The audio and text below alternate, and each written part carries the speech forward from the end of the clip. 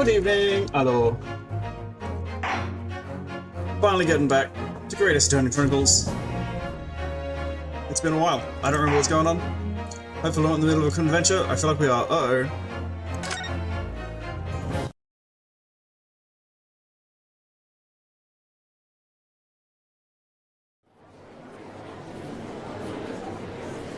Could have crashed right before I started. Moved my cursor over the start stream button and just completely fell apart. Had to reboot it. I have considered the Defense Counsel's request for further summation examination of the jury. And I have determined that the court must uphold the defense's judicial right to this procedure. So, counsel, you will now proceed with your second summation examination. It's a ridiculous name for the thing. You just have to say summation examination every time. The full thing, every time you gotta say it. I presume the jury is ready, Mr. Horn? We are, my lord. Very good. In that case, I must ask each of you now to state clearly and concisely for the court the grounds on which you find the defendant guilty of this crime.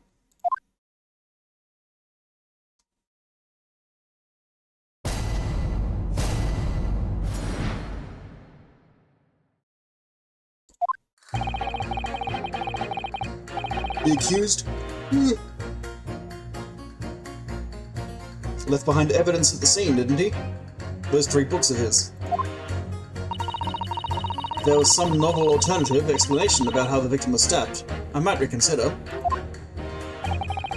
Even if the woman was throwing books, it can't be related to this crime if the window was closed, can it? I'm remembering what's going on now.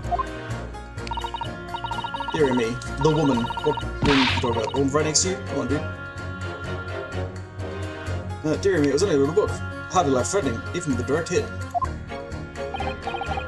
Look, I just want to get this over with. If I don't bring home some pay tonight, I'll be in a tidy bit of trouble. Come to think of it, we had a fire at home a while ago. It gave me the sneezes.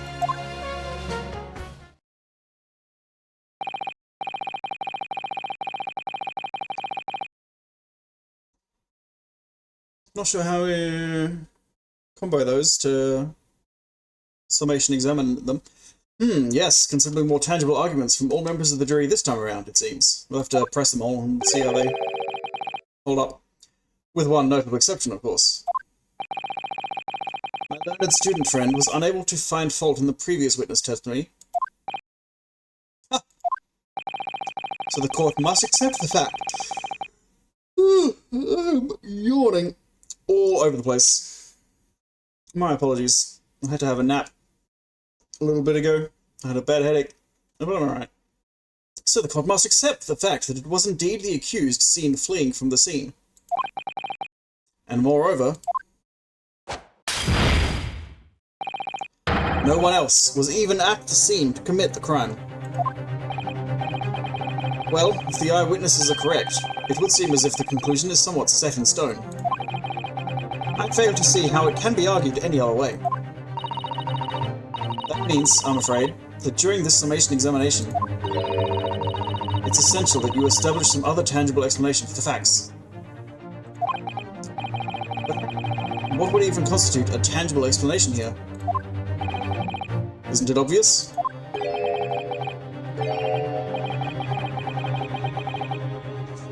Who stabbed the woman, and how? Those 2 details are all you need to provide. Simply give us a name and a method by which the attack was conducted.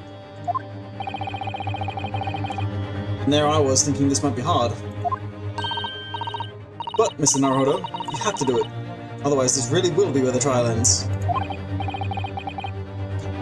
Ugh, no pressure then. That's quite enough preamble. Proceed with the summation examination, please. I presume you are prepared, counsel? Oh, yes, my lord. Alright, Ryunosuke. Focus your mind now.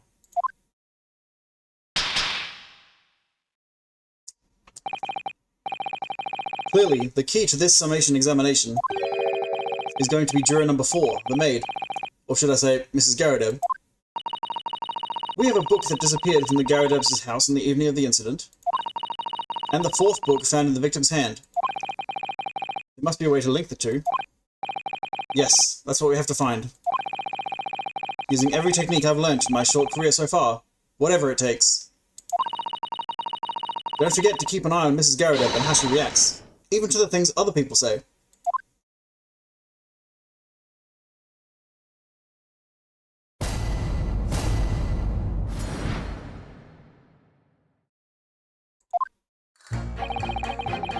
The accused left behind evidence at the scene, didn't he? There's 3 books of his. Hold it!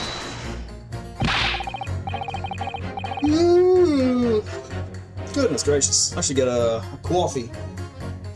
But, as we now know, there were 4 books, not 3. Well, what difference does it make?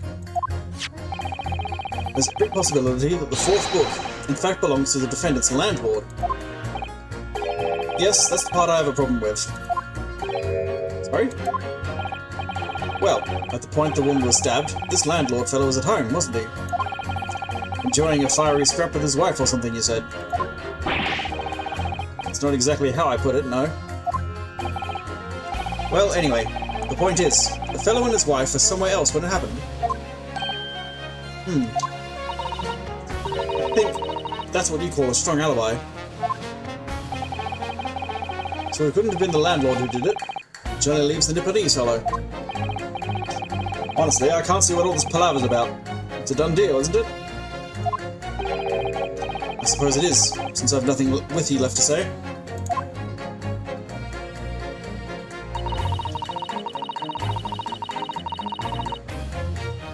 If there was some novel alternative explanation about how the victim was stabbed, I might reconsider.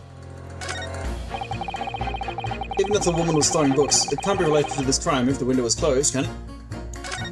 Ah, I forgot to press, damn it. No, go back. Okay, I can. Hold it! So, you might be willing to change your decision, you mean? Oh my. Such delight on your face. But I'm afraid I shan't be swayed by emotion. Despite what you may think of me, I am a very modern, metropolitan and rational woman. It's great. If one reads the morning papers, it's all forgotten by tea time, isn't it? So why read them in the first place? You see? Modern, metropolitan, and rational thinking, wouldn't you say? Not all extreme. As I see it, an overwhelmingly suspicious Japanese man has been implicated by an overwhelmingly strong testimony. So despite 1 or 2 minor puzzlements, I do declare that the man is overwhelmingly guilty. Modern, metropolitan, and rational logic, wouldn't you say? Overwhelmingly. Us modern gals are always delighted to embrace new fads, you know. So I'd be only too happy to consider an exciting new theory, if you could come up with one. Be happy to do that too, if only I could. Let's do our very best not to disappoint the modern and metropolitan young lady. Right. I'm glad you omitted rational there. How rude. Even if the woman was throwing books, it can't be related to this crime if the window was closed, can it? Hold it!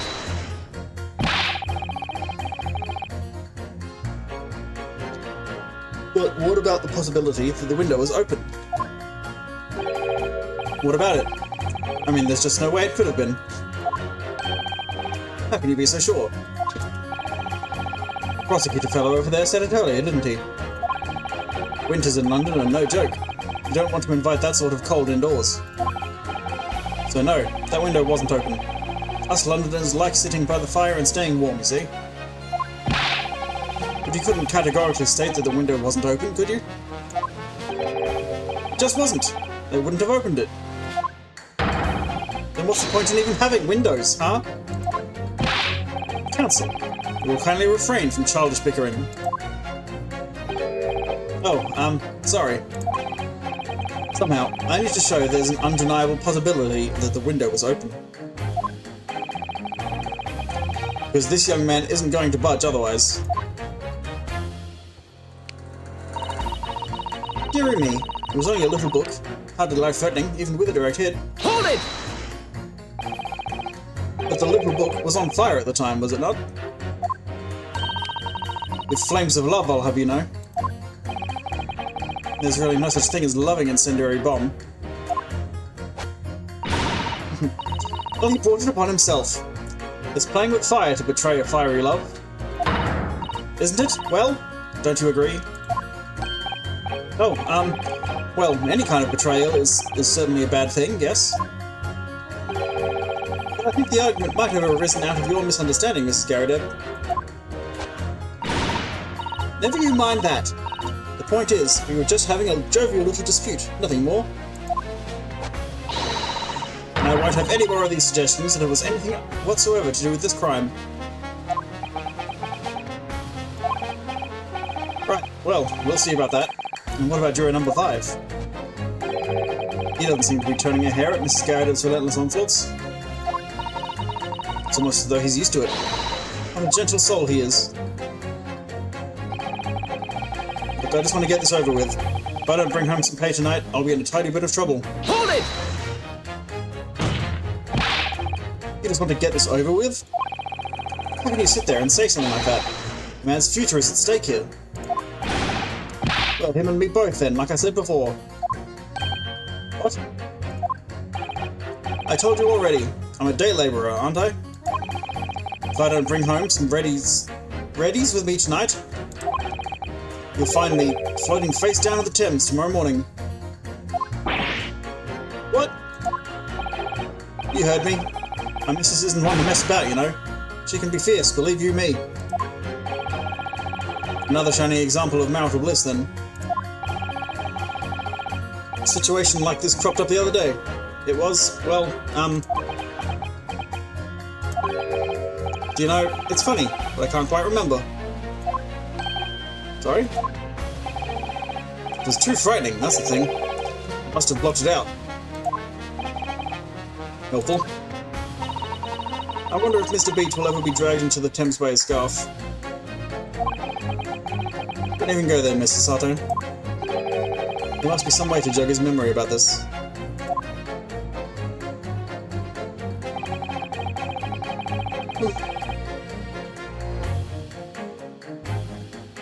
Maybe I should get a copy. Or tea, maybe? Come to think of it, we had a fire at home a while ago. They gave me the sneezes. Hold it! Does that have anything to do with your decision about the defendant's culpability in this case? Sorry, what's that? You'll have to speak up, lad. Could you tell us more about that fire? It was last winter. My grandchildren baked me a lovely cake on my birthday. It had 75 candles on the top, it did. What a sight to behold it was. Put candles on a cake? Was it some kind of devil worship? Of course not. It was an angel cake. To celebrate my birthday, obviously. It seems that's a common custom here in Great Britain, Mr. Naruhodo. Anyway, I mustered all of my puff to blow them out. Only I must have blown wrong somehow. Flames didn't go out, but candles went flying all over the room. The furniture caught and everything went up. Whole place filled with smoke.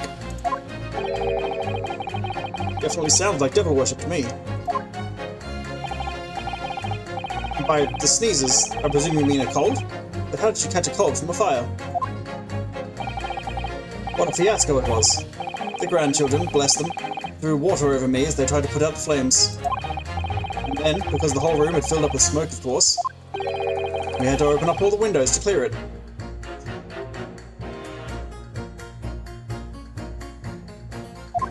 Open the window because there was a fire, and then throw a burning book out. Tumbling doesn't work. The windows. The biting winter air rushed over me like the devil dancing on my grave, it did. I'll pit him against Jura 2 anyway, see if that works. I caught a terrible cold from it. It put me in hospital for a while. I won't forget that birthday in a hurry. I knew it was devil worship all along. Something about this old man's story is playing on my mind for some reason. We need to demonstrate who, apart from Mr. Natsume, could have attacked the young woman on the street. As well as how he or she could have done it. Yes, but once again, the jurors' statements are full of personal prejudice. A lot of them seem convinced they're right, even in the face of logical arguments to the contrary. I think you're going to need to pit them against each other to force them to accept an alternative explanation. Yes. I don't necessarily need to find contradictions between their assertions. Just a connection might do the trick. Alright, I'll see what I can do. If anything stands out, I'll go in for a strike. That's the spirit.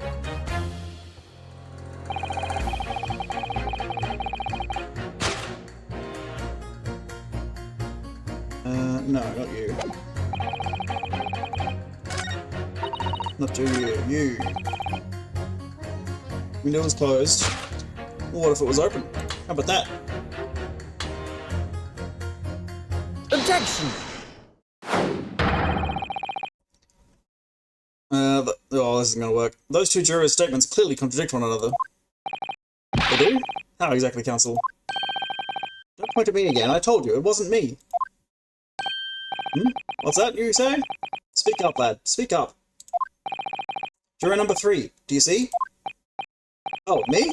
See? See what, sir? Did you hear juror number 6's account of his birthday celebrations last year? It seems, despite being a Londoner, he once opened his windows in the middle of winter. Well, yes, of course, because it was an emergency. I mean, obviously, if the room was filled with smoke from a fire, then you'd be mad not to open the... Oh. Exactly. On the day in question, at the time of the incident, there was a fire in the Garradep household. And Mr. Garradep had the following to say about it. The whole place filled with smoke. Oh my! Oh, my hat! How do I... check up here? Excuse me! That's T. Juror number 4, do you have something to say about that?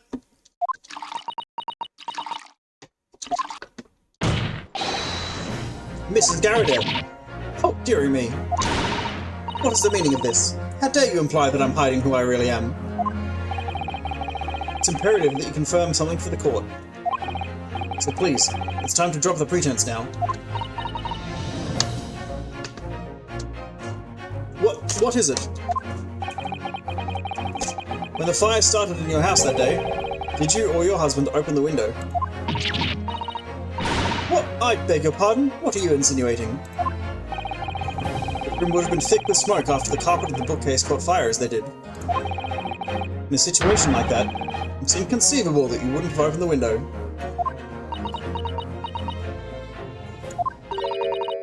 And what if we did? Oh, alright then. Yes, you're right. My husband was frantically trying to open the window, which can't have been easy, since I continued to give him a justly deserved book battering. Even though your house is on fire? Oh, you never stop throwing until the anger subsides. It would be terribly bad for the nerves to do otherwise. Of course. I should have realized.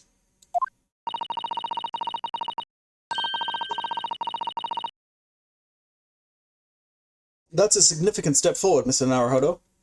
You've managed to establish that the window is open.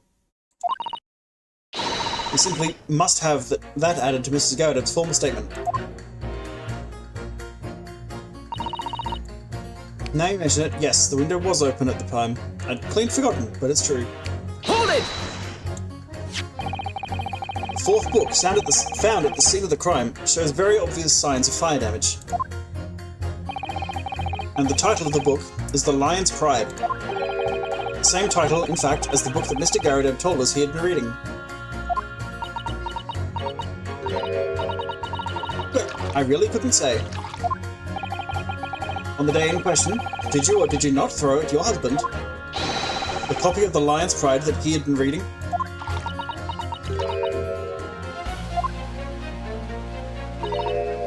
I did. Oh! It was the first thing I could lay my hands on, so I held it straight at him. And now you come to mention it, yes. He was rather enjoying reading it, you're right. Why did you not reveal this information to the court from the outset? Couldn't you, insolent little man? didn't remember.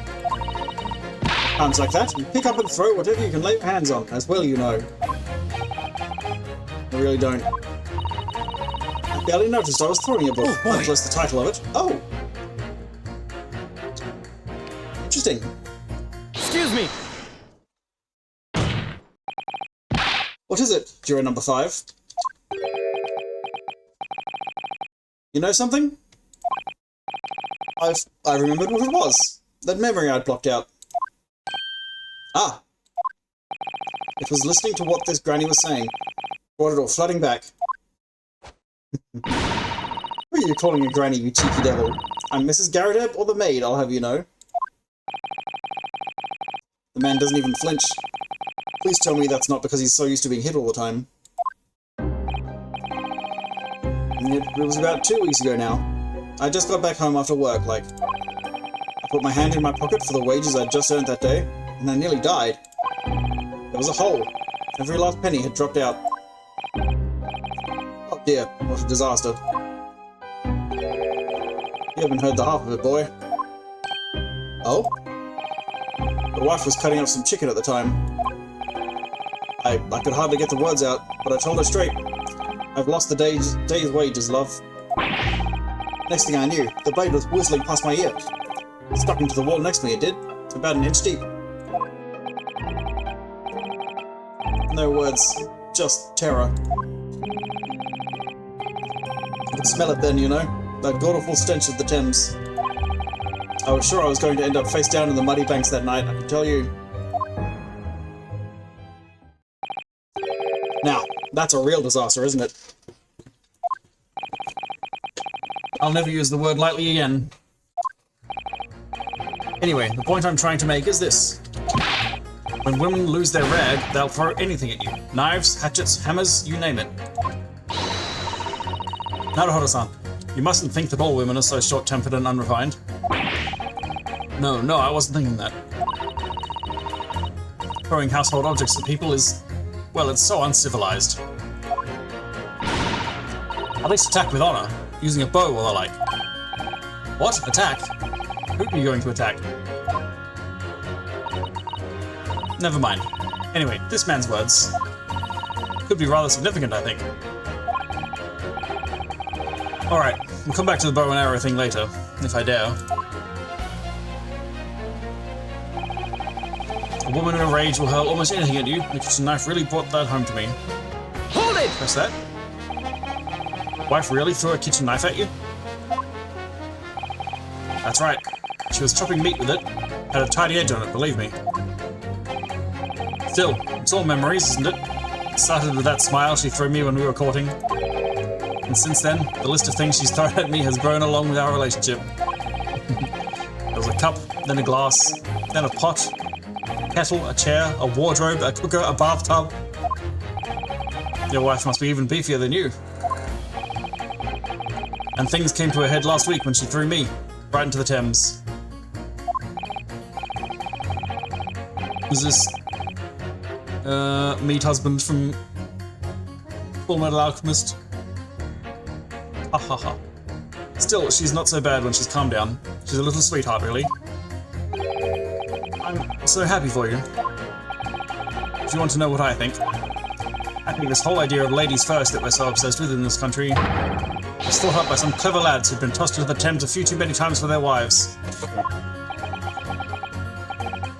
That's a very interesting theory. But terrible thought. On the face of it, this juror's statement just sounds like a really extreme anecdote. But I think it might turn out to be an extremely powerful weapon. A weapon I might be able to use to make the jurors accept an alternative explanation here.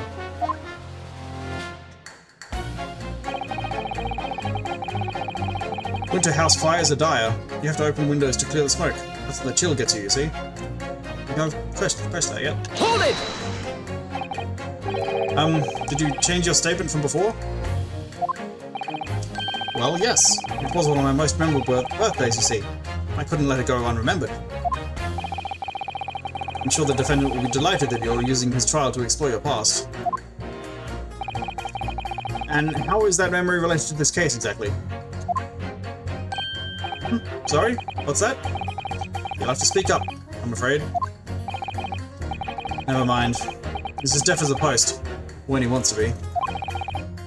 But actually, this old man's anecdote might just provide the alternative explanation I need to make my point to some of the other jurors. We used unlit candles on my birthday this year. It's safer that way. So the window was open when the Garadebs were arguing that day. Yes, Mrs. Garadeb has finally admitted to it. Which is a very significant victory for the defense. I feel like the fog's starting to clear, and an alternative explanation to this case is starting to show itself.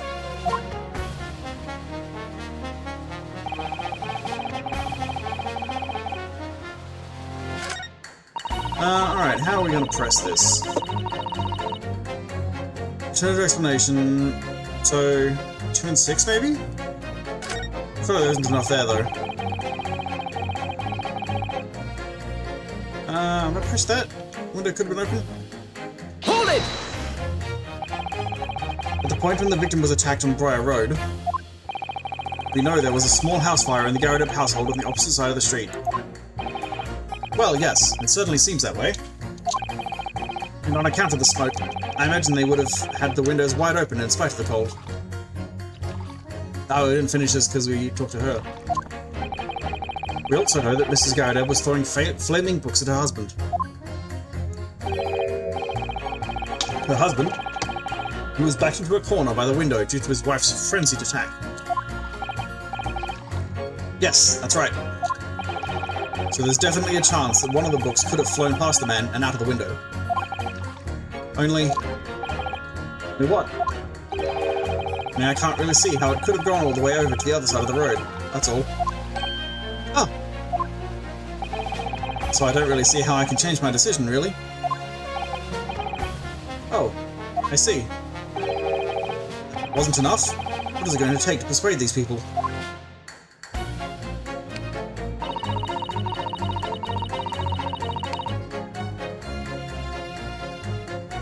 Hold it! Fourth book found at the scene of the crime, tutorials and fire damage. Yep, seen that. And skip ahead to...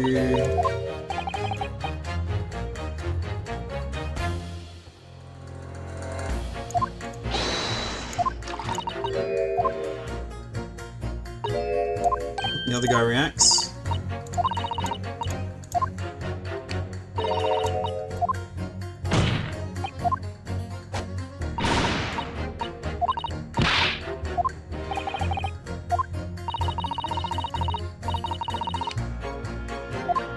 Okay, now this is new. Right, totally understandable.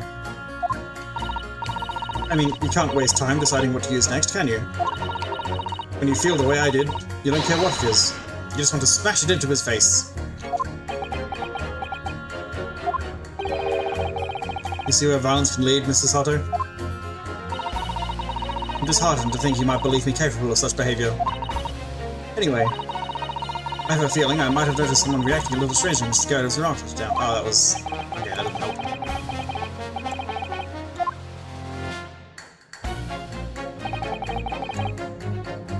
Okay, can...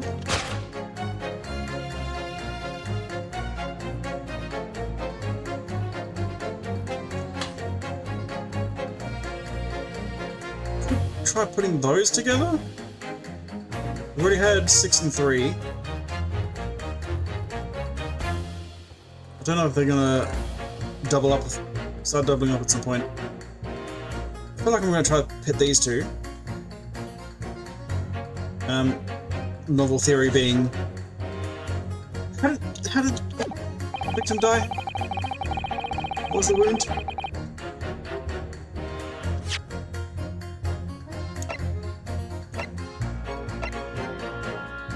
Knife in the back, yeah, so...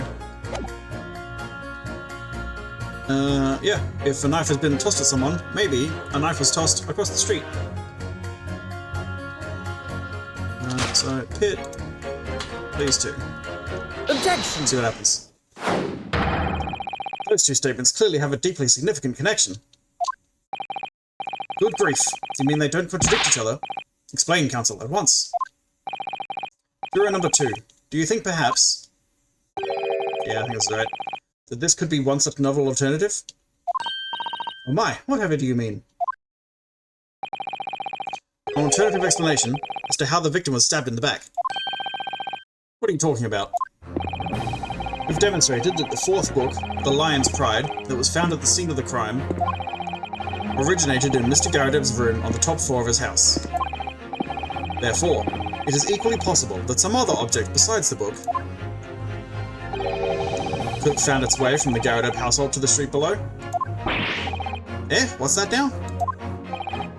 After all, Mrs. Garadeb could have thrown any number of different objects at her husband. Isn't that right, juror number 4? What are you insinuating now, you little beanpole? I'm beginning to think that, ever since the true origins of this book came to light, perhaps she's had a feeling this might be what had happened. Now you listen here, you Eastern Galar. As the foreman of this jury, I demand a straight answer. You give us this yarn about some other object making its way out of the house, but what? What was it? I'm really taking a big gamble here. That was a bold accusation to make, but I haven't any real evidence to back it up. But I'm certain that at the very least, this warrants further investigation. Alright, Mr. Foreman, I'll try to explain the defense's theory. The other object that found its way from the Garadeb household to the scene of the crime was... a knife! Juror number 4, Mrs. Garadeb. What? What now? I must apologize in advance for this. But I need you to confirm something else for the court. This knife. Have you ever seen this knife before? Ah! Good lord, counsel. What on earth are you doing? That's the weapon that was lodged to the victim's back, man. Yeah, shut up, Judge. Don't tell her that. My lord, remember that when the victim was attacked, Mr. and Mrs. Garadeb were in the throes of an argument. Mrs. Garadeb was hurling anything she could at her husband, who had been packed up against the window. A window that had been opened to clear the smoke, and through which a book sailed to land at the crime scene. You can't seriously believe that. The book was found in the victim's grasp. Are you saying that it flew out of the window and across the street to land neatly in her hand? Ha! Even my missus hasn't got a name like that. Yes, I admit, there are many details we don't yet understand. But that's the point. That's precisely why. We must not allow this trial to end. Not right now. Oh my. Ah. Mrs. Garadeb, your answer, please. Have you seen this knife before, or not?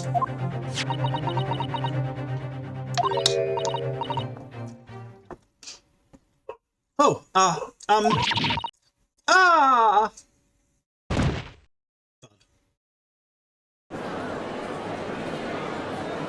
Good book, thud. My lord, I wish to change my decision. I'm a woman of my word, after all. Thank you, madam. Yes, I agree. I certainly didn't see this coming, but... I just don't think it would be right for this trial to come to an end now with so many unanswered questions. Mr. Foreman. I'd have to agree. Not that I think the granny did it, mind. Yes, you know what? I'm not quite happy about this at the moment either. All together now, ladies and gents.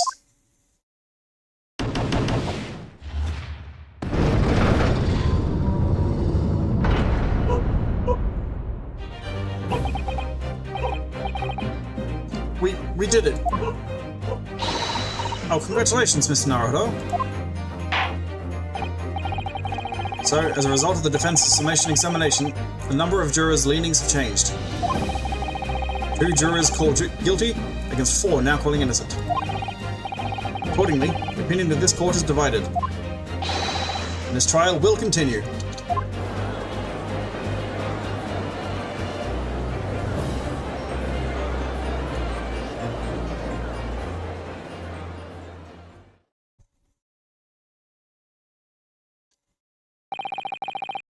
Now then, Lord Van Zeeks, how does the prosecution wish to proceed?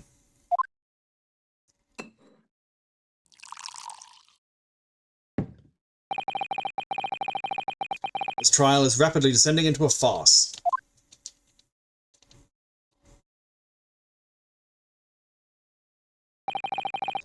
Like a corked wine, the first few sips are bitter enough.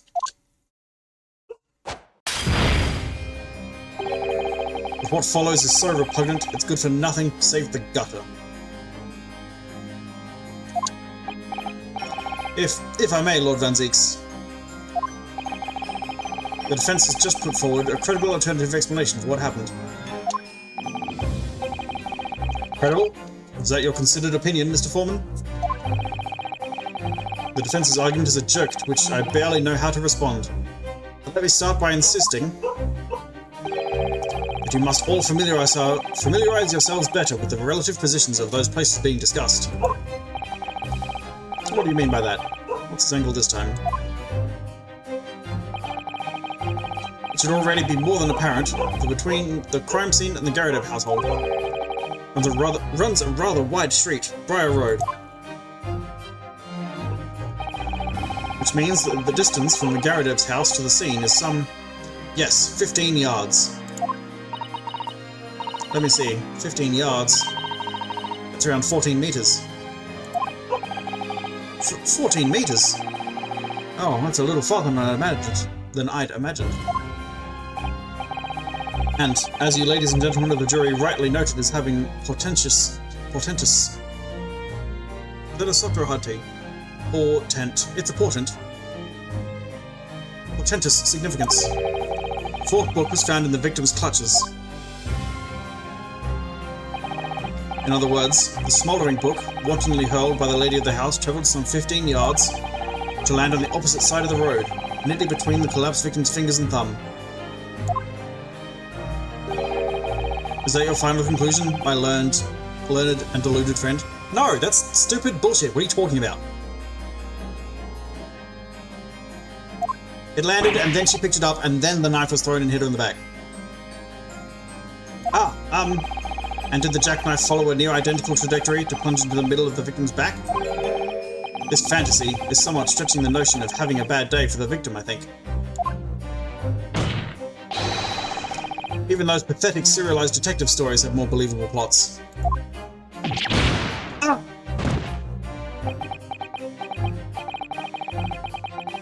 There's nothing I can say to that. The prosecutor loves the sound of his own voice. Mrs. Otto, serialized detective stories are pathetic, are they? How dare he? Maybe let's pick our battles here. My lord, might I be allowed to speak? As judicial assistant, you may speak for the defense. Yes, go ahead. The prosecution may consider the idea a fantasy. But what the defense postulated was believable enough to persuade the jury to change its leaning. And as such, the court has a duty to explore this alternative explanation as thoroughly as possible. To that end, juror number 4, Mrs. Joan Garrideb, must be called to testify and submit to cross-examination. Saints alive! Cross-examination of a juror?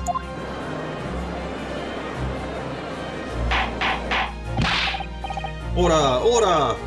Well, this is highly irregular. It is unprecedented for a member of the jury to be summoned to the witness stand. Objection!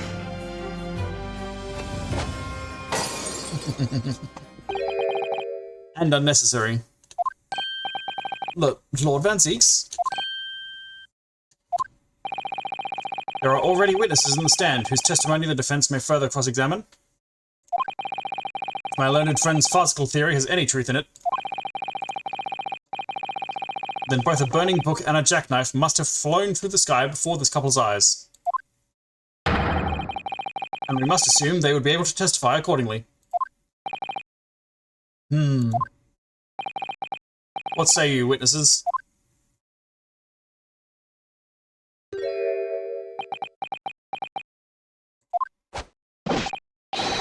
Yes, sir! Constable Rollybeat, reporting for duty, sir. Well, good morning, officer. Sorry for dozing until now, sir. I haven't slept for a month on account of a villain who's appeared on my beat, sir. Oh, they are so heroic, those London bobbies. Patricia, my darling, I've been neglecting you, but no more. Oh, my hero. You make me swoon. Very well. I hereby reject the defense's request. Oh. And order the witnesses in the stand to testify again. State forthwith before the court any details pertaining to the defense's alternative explanation of events. Yes, sir.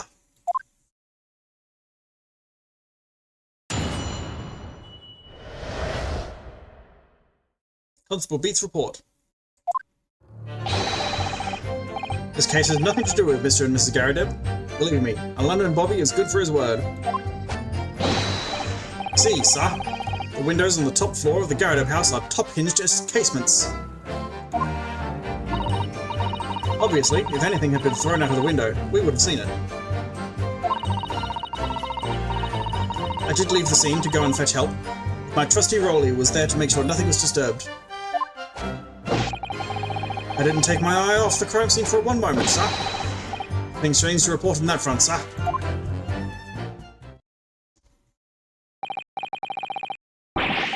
Well, this is quite startling. Top-hinged casement windows. That detail was not in the police report, Constable. Ah, yes, sorry about that. I must have been a little drowsy. Ahem. You cannot excuse your sins with drowsiness every time, Constable. No, sir. Sorry, but what exactly is a top-hinged casement window?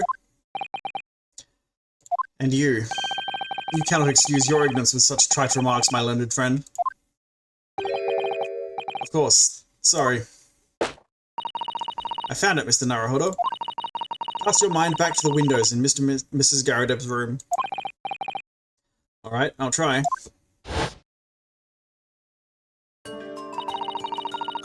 So the window opens in order to allow air to circulate inside the house.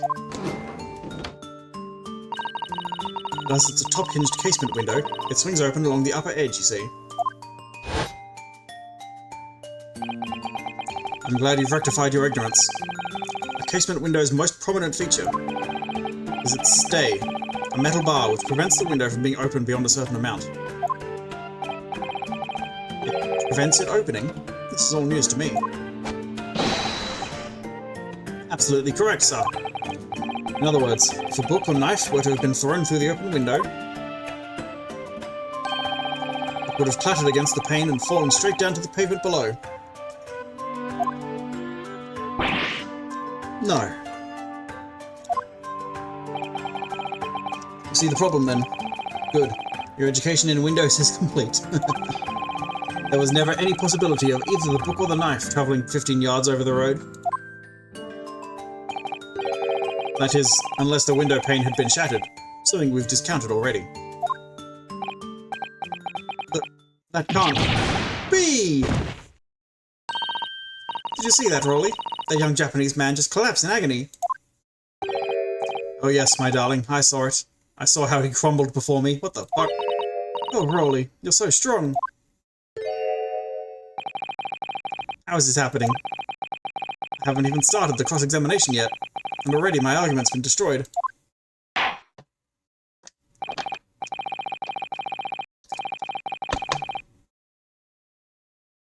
Counsel, if you could drag yourself upright again. The court awaits your cross-examination.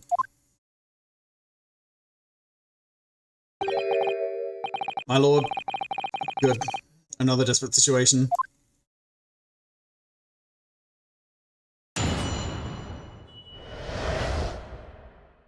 Constable Pizza.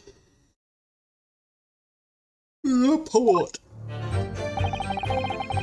This case has nothing to do with Mr. and Mrs. Garrideb. Believe me, Alan and Bobby is good for his word. Hold it!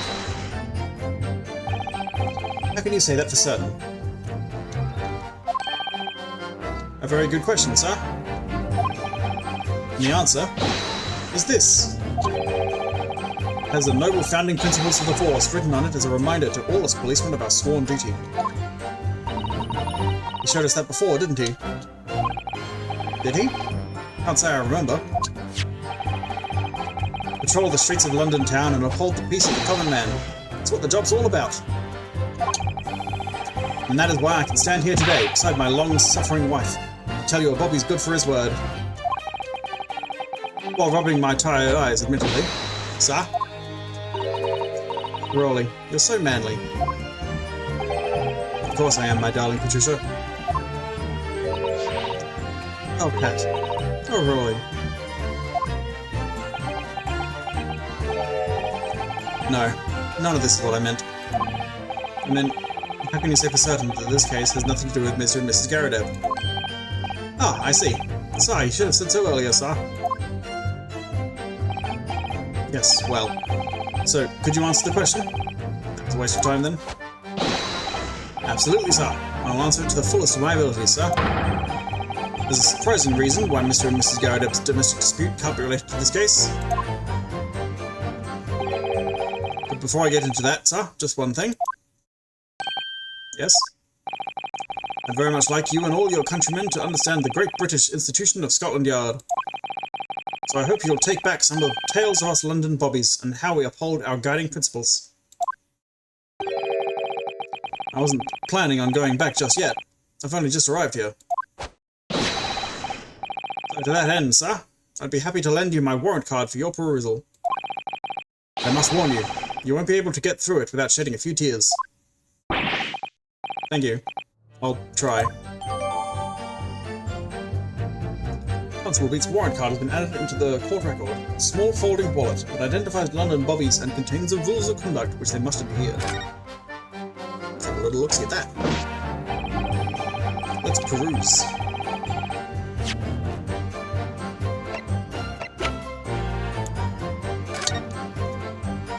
Principles of policing. A policeman will strive to preserve the peace within his allotted beat. A patrolling officer is expected to walk 20 miles around his beat every day for the furtherance of community relations.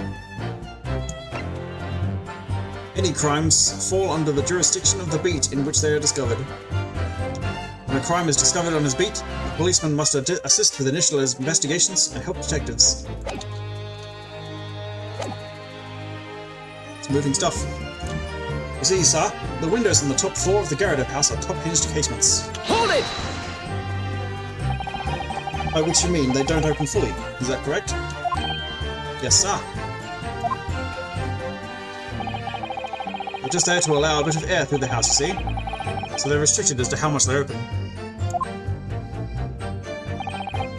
And therefore, anything thrown out of the window from inside the room would simply strike the pane and fall to the street directly below. For clarity, allow me to mark the map. Here is the location where objects would have fallen. Yes, directly opposite the scene of the crime, on the other side of the rather wide road. Would it have been so hard for somebody to mention this hop-hinged casement thing before? Well, I have another question for you, Constable. What would that be, sir? How do you even know? Why would you have any idea what sort of windows Mr. and Mrs. Garrideb's house is furnished with? Ah, well, sir. It's very simple. See, I helped with the investigation yesterday. Oh. Excuse me! Do you have something to add, Mrs. Beat? Sorry? You look, well, delighted. Is there some particular reason for that? Oh, I was just remembering. That's all. We really were so lucky. Lucky? What do you mean? Well, of course I feel terrible for the poor woman who was attacked. Don't misunderstand me, please. But we were just so lucky it didn't happen on Rolly's beat. It was so close, you see. Oh, hadn't realised. Oh yes, that street, Briar Road. That's the boundary between Rolly's beat and the next one. Isn't that right, my love?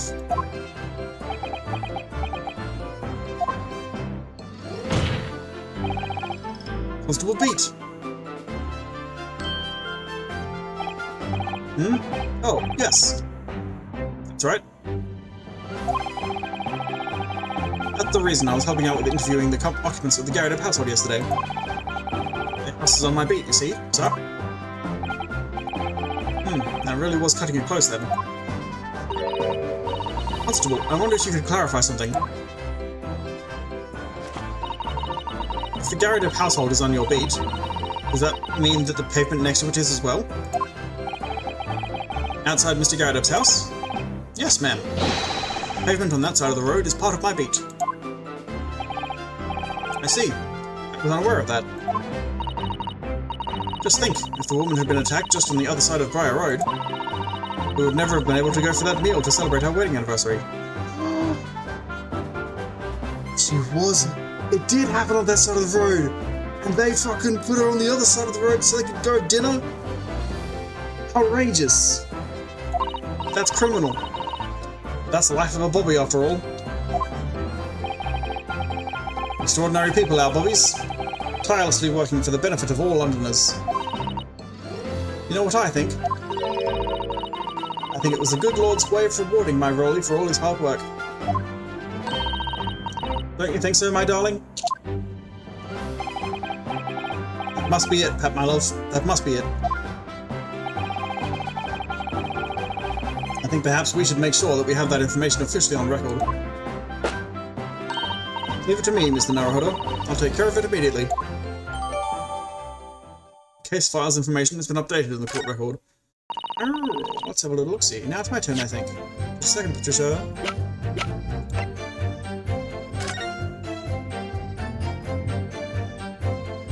East side, Rolly beat. Yep. Yep, so, alright, what's happened? She was walking along the west side of Briar Road, and the book fell on the ground. And she bent down to pick up the book. That's crazy. What's the book doing here? And the knife followed the book, hit her right in the back. Killed her, stone dead. But Rolly and... what's her name? Patricia? Rolly and Patricia came across this terrible crime. They witnessed the whole thing.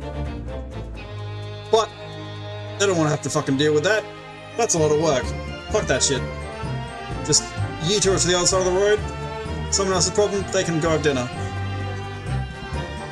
Fucking coppers. Fucking coppers, fucking bobbies. Can't even do any work. And now it's my turn, I think. Obviously, if anything had been thrown out of the window, we would have seen it. You cheeky devils. Hold it! But according to my notes here, the sun had gone down already and it was dark. Oh, but Rolly and I were strolling along, gazing at the night sky and looking for our lucky star. Sorry? A star that will guide us to eternal happiness. How'd it guide you to answer the question? Oh, get him!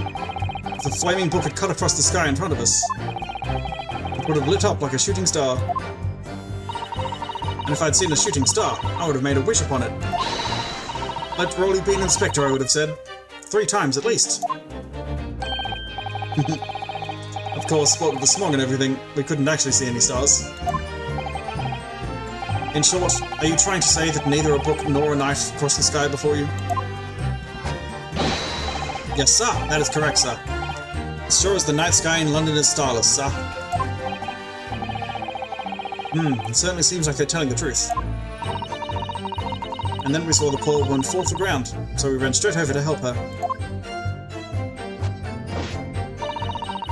I did leave the scene to go and fetch help, but my trusty Rolly was there to make sure nothing was disturbed. Hold it! Yes, you said that you went to a nearby police box to fetch another officer. Is that right? That's right, yes. If it had been on Rolly's beat, I would have known exactly where I was going, of course. Don't feel bad, my love. You can't be expected to know the location of every police box on every beat. It's a fucking job. That's his job, it's not her job. Is that right? I was saying, isn't that the whole fucking point? Back off. Not the best cop.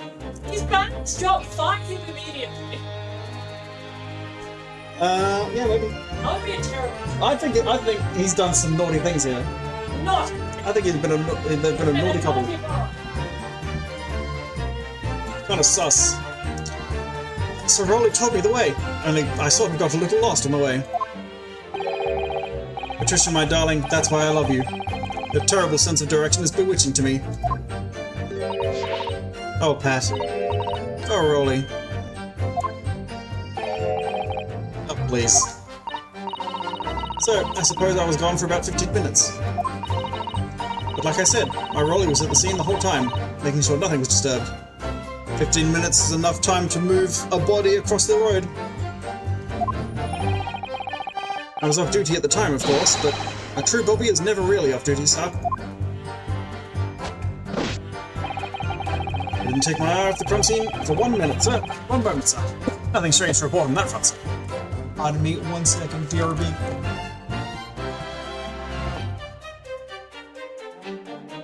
Getting a bit dark, just turn the light on. Righto. Oh, fuck, I didn't press it. So sorry, Mr. Naruhodo. I had no right to speak out. What do you mean? I requested the cross-examination of Mrs. Goda without consulting you. Even if the judge did deny me. Oh, I see. Well, I agree with you. We do need testimony from Mrs. Goda if we're ever going to get to the truth of this matter. You really think so? Well, think about it. No matter how far it is across the road or how that window opens, Mr. Goda's book found its way to the scene of the crime somehow, didn't it? You're right. And then there was Mrs. Goda's reaction to me showing her the knife. The woman's hiding something, I'm sure of it. You're right again. We need to use this cross-examination to uncover more clues. We'll get to the bottom of this one way or another, I swear. Yes.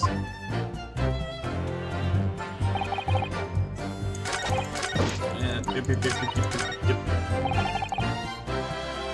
Hold it! Nothing to report. That's correct, sir. I had my eyes wide open the entire time. Never looked away for a second. No one else approached the scene, and nothing was removed from it. You swear to that from the yard's honor, sir? Really? That seems a little strange. Beg your pardon, sir? Strange, sir? Seems altogether regular to me. This burnt copy of The Lion's Pride is originally in the Garrett household. So the question remains, how did it find its way into the hand of the victim? Can you shed any light on that, seeing as you were the scene of the crime the entire time?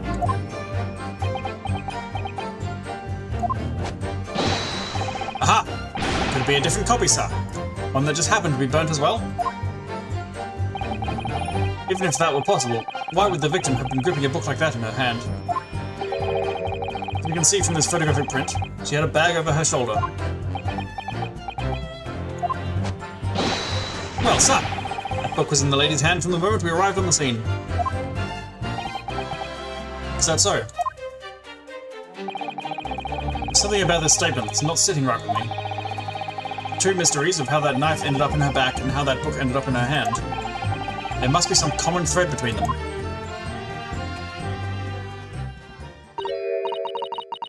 Can I ask you something? Please, Mr. Lawyer, sir. Oh, yes, of course. What is it? You're doubting us, aren't you? Yeah, I doubt you. I can tell. What? I wasn't really... I mean, what's she doing? Please, just because I'm a woman, it doesn't make my testimony any less valuable. You might just see me as the wife of a policeman, but I'm a woman of my word, I am. I really don't remember ever suggesting that I doubted you. No excuses. I don't want to hear it. My voice will be heard. My lord, you'll let me speak, won't you? Yes, Mrs. Beat. I will allow you to supplement your testimony if you so desire. Sometimes the path of least resistance is the sage one. It's a very loud mutter. I heard that.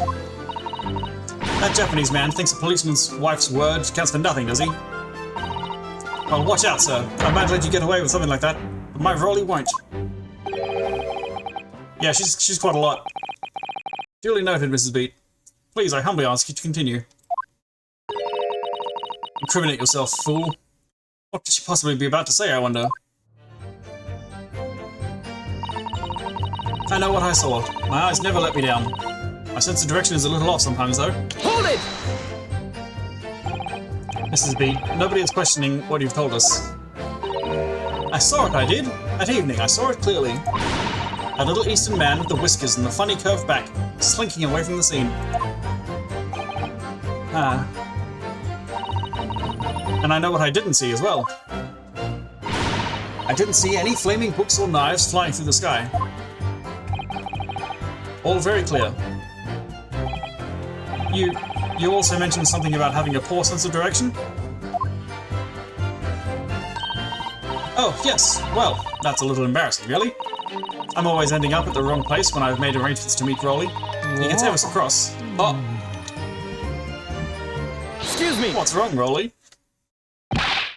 Constable Beat, is there a problem?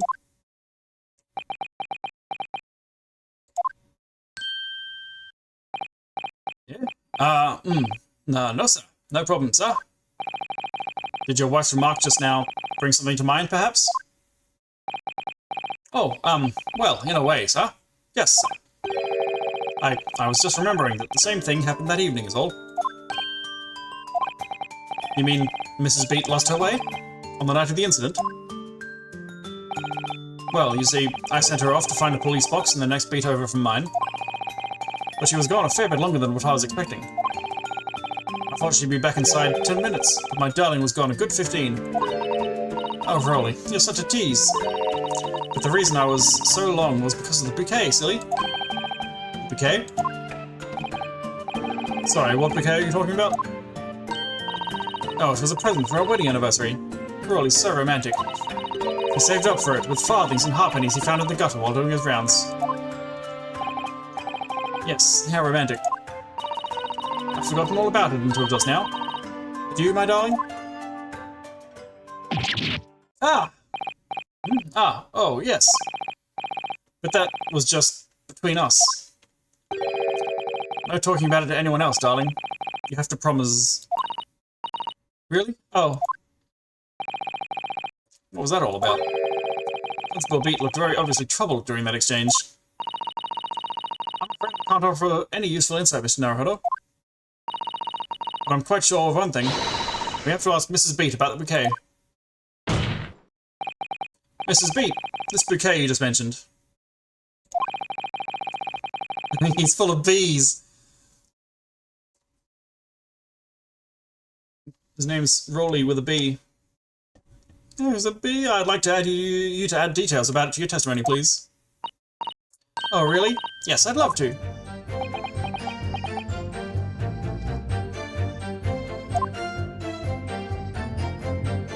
My darling wife, here's the bouquet, but you can't tell anyone, it's a secret.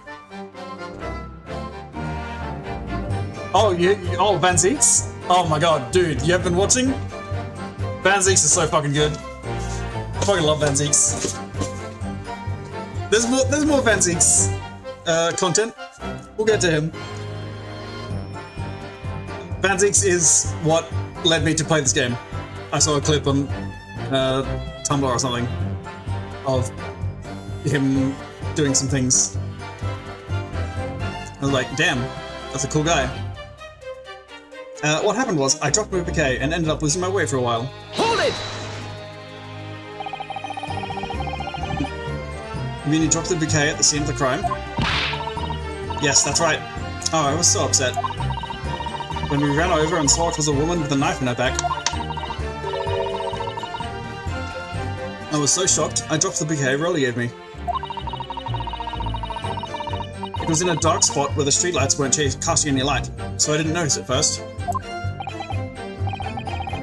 And then you went to the police box to report it to the policeman whose beat it was on. Yes, and I came back to the scene together with the other constable, you see. Am I gonna have a view of the street where we can see that the... What's on the wrong side? I don't know if we do. We'll get it later. other constable, you see. That's when I spotted my bouquet again. But the funny thing was, when I went to pick it up, it was nowhere near the victim's body at all. Yeah! Rolly, you fucking rat! Fucking bad cop! In case you need reminding, Mrs. Beat, the victim is not deceased. I was all flustered for a moment before I heard a voice calling me from the other side of the road. Man. Your husband, presumably. That's right. Silly me. I've gone over to the wrong side of the street. Although I'm going to blame the bouquet this time. I can't think how it got there. I really can't. So the bouquet somehow moved from one side of Briar Road to the opposite. Curious indeed. Isn't it? But the worst of it is, I forgot to pick the bouquet up again when we left the scene. That beautiful rose Rolly bought me, with that change from the gutter he spent so long collecting. By bouquet, you perhaps mean this sorry solitary rose? Woo! Yes, that's it. That's the bouquet Rolly bought me for our anniversary, with old bits of change he found in the gutter. Maybe just call it a rose. Tell us, Lord Van Zeeks, where did you come by the flower? According to the report by the police officer in charge of the crime scene investigation, it was found on the edge of the pavement in front of the Garadeb household. In front of the Garadeb's household? House. Although it wasn't noticed until the morning, as it lay where the street lamps cast no light. It was believed to be of no relevance to the case, since it was found on the opposite side of the thoroughfare. Oh, thank you, sir, thank you! Could I have it back now, please? No, I think for good measure, this rose should be added to the court record as evidence. Oh. A present for Patricia Beat from her husband Rolly. The shock of seeing the stabbed victim caused Mrs. Beat to drop the rose where she stood. Rolly, you fucking... oh, naughty boy. But it's a symbol of our love. I want it back after the trial. Do you hear me? I want it back. Good grief. Rest assured that I shall do my very best not to forget, Mrs. Beat. I didn't take my eye off the crime scene for one moment, sir. Nothing strange to report on that front, sir.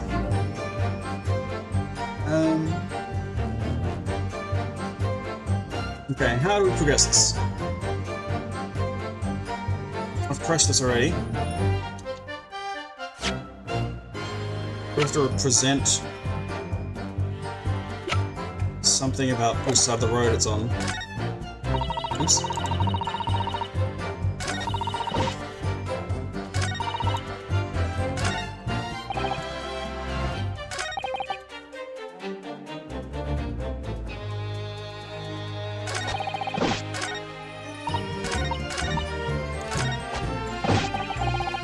Hold it! Nothing to report? That's correct, sir. Had my eyes wide open the entire time. Never looked away for a second. No one else approached the scene, and nothing was removed from it. I can swear to that in the yard's honor, sir. Really? That seems a little strange. Probably the regular to me. Third copy of the book. How'd I get there? What's up with that?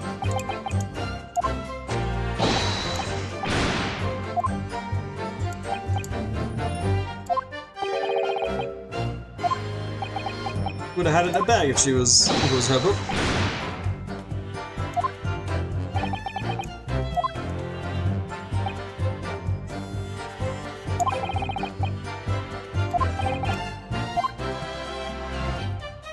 Okay, so is that the last one we have to press on? We have to present on? What do you make of all this?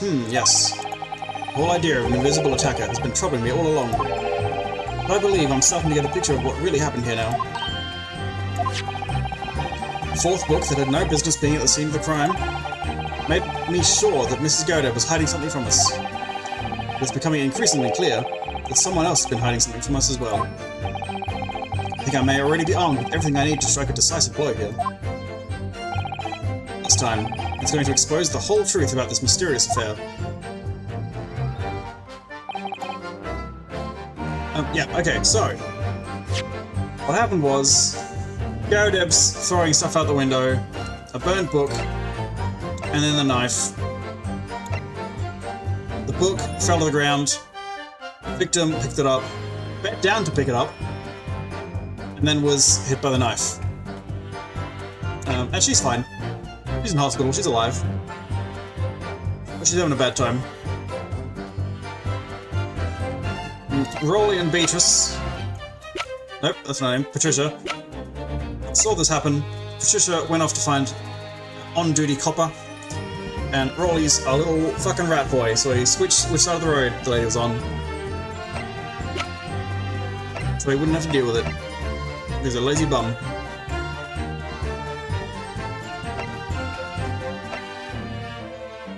Just gotta present evidence to prove it.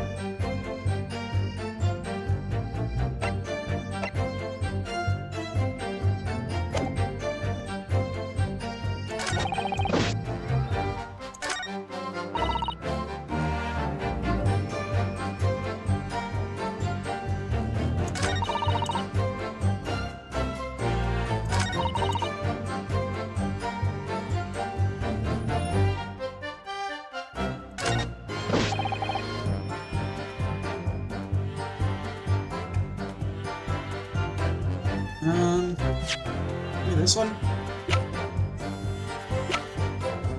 Still rose here?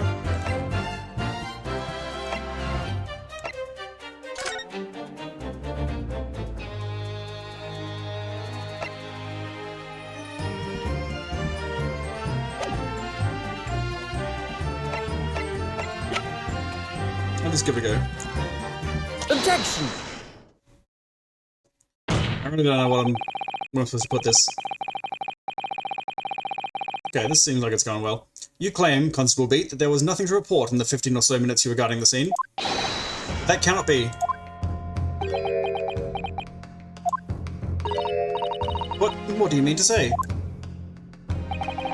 In your testimony just now, Mrs. Beat, you explained to the court that when you arrived back at the scene of the crime with the policeman assigned to that beat, the bouquet you had dropped at the victim's side was no longer anywhere nearby. Objection! Yes, on the opposite side of Briar Road to where the victim was attacked. But considering the size of that meager bouquet, a single sorry bloom can be so described, no doubt it was blown in the wind across the street, back into the gutter where it belongs. It's a bit harsh. Meager? Objection! But if that were the case, why did Constable Beat not testify to the fact?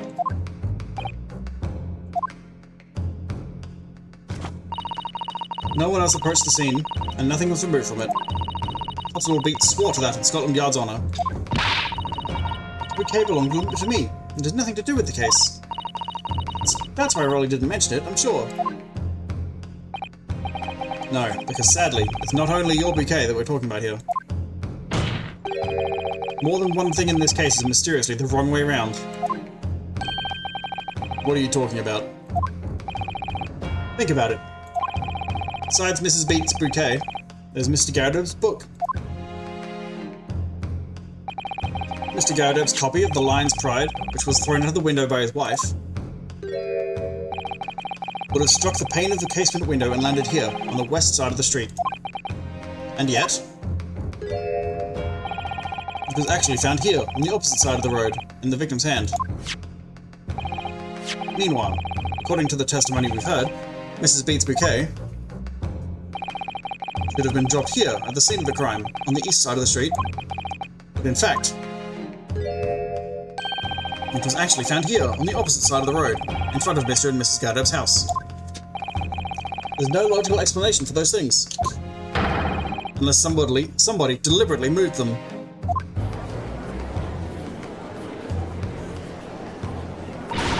What are you trying to say? The way you're talking, it sounds like you think my Rolly's done something wrong. Don't you listen to a word that scrawny lawyer says. Wittering on about books and bouquets. Why should we care? It's nitpicking, that's what it is. Oh good, Mrs. Garodeb's come around. You might call it nitpicking, Mrs. Garrideb.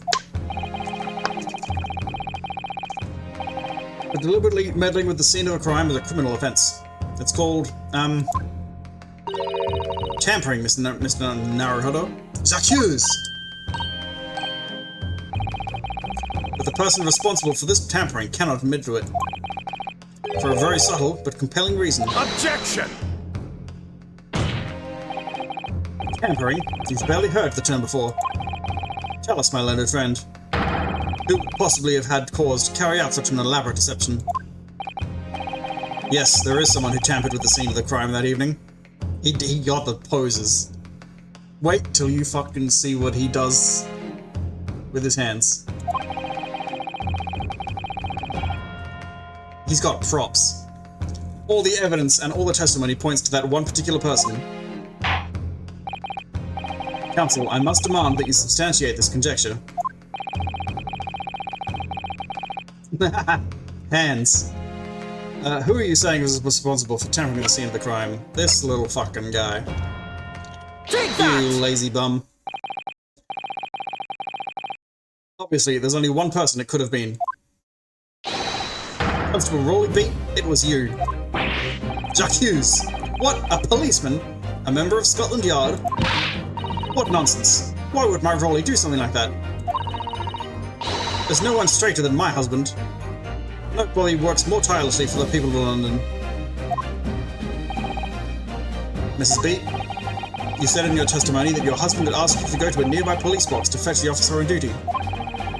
15 minutes that you were absent from the scene was the only opportunity anyone had to tamper with it. You're making it up. It's all nonsense. It's all lies. What about that Japanese man with the whiskers? I bet it was him. He did it. Objection! If that was true, Constable Beat would have seen him do it.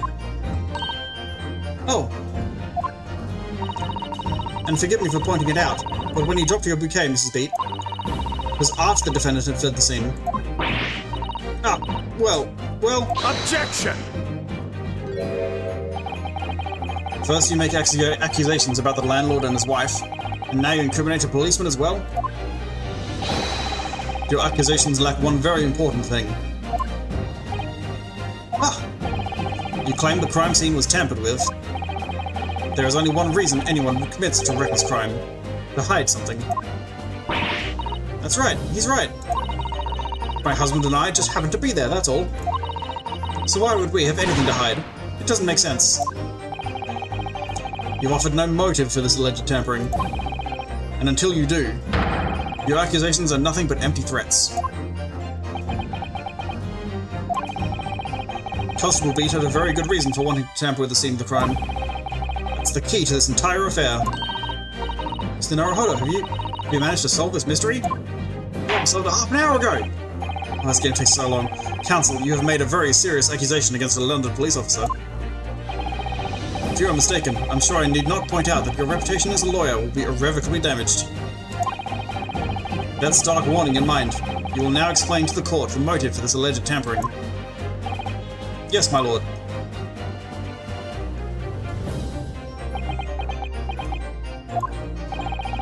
Constable Beat's motive for tampering with the crime scene was to hide where the victim fell.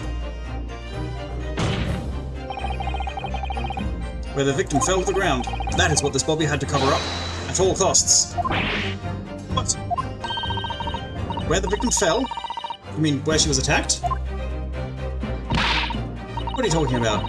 We told you at the very start, didn't we? On the pavement of Briar Road. We saw it happen, remember? It was right here, as if anyone didn't already know. That's certainly what everybody has been led to believe. But in fact, that isn't where the victim was stabbed at all. What? What?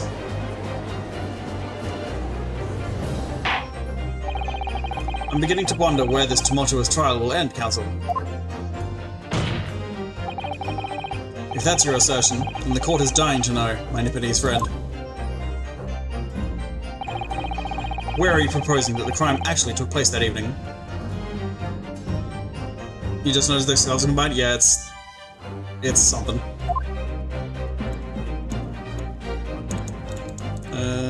that? But that's on the opposite side of the road? I don't understand. On the evening in question, Mr. Godab's book fell directly down from the open window above, and your bouquet, Mrs. Beat, never moved at all. What did move was the scene of the crime itself. Good gracious! Objection!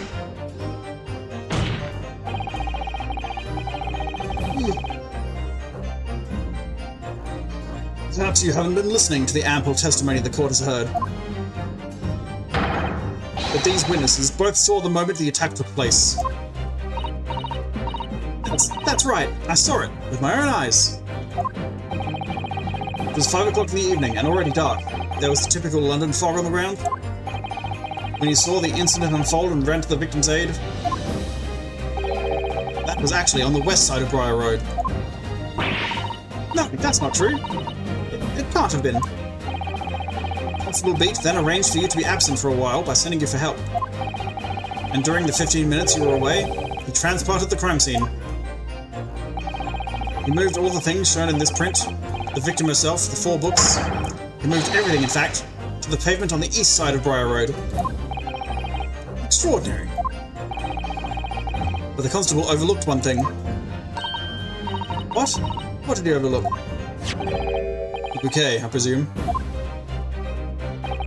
Exactly. The prosecution told the court just a few minutes ago about the discovery of the rose bouquet. Lord Van Zeek said it wasn't noticed until the morning, as it lay where the street lamps cast no light. Yes, it couldn't be seen in the dark, obviously. Which is why it was only the bouquet that was found in its original position on the pavement on the west side of Briar Road.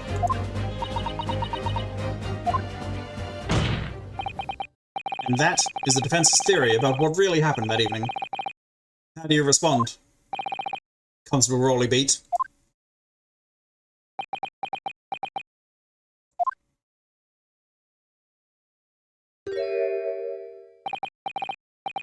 Well, I'm very sorry. I didn't mean to nod off again. I haven't slept properly in a month. Did I miss anything important? Oh, Rowley. It isn't true, is it? What that lawyer said is all lies, isn't it? I know it is, because you're the most upstanding, righteous man I know.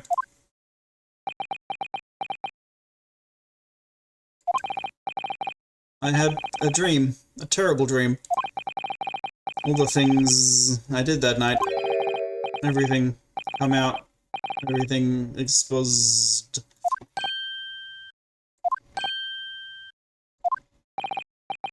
Only, it seems... it wasn't a dream at all. Good golly! Golly gosh! Order, order, order! What on earth is the meaning of all this? Why? Why would you do something like this? Moving a corpse is a criminal offense, isn't it? Not a corpse, she's fine. She's alive. Wishing the victim dead should be one too. Constable, explain yourself. Why would you do this? As a respected member of Scotland Yard, your duty is to protect the good people of London town. Good people of London town. London. Fuck me. London's kind of hard to say. London. I can't say, sir. What? I really am ever so sorry about all this. For damaging the Yard's reputation. Or for everything. I have a possible explanation. For why, on that particular evening, Constable Beat felt compelled to move the scene of the crime. I can think of one reason. What? How could you possibly know? You, a foreigner, presuming to understand the mind of a Scotland Yard policeman?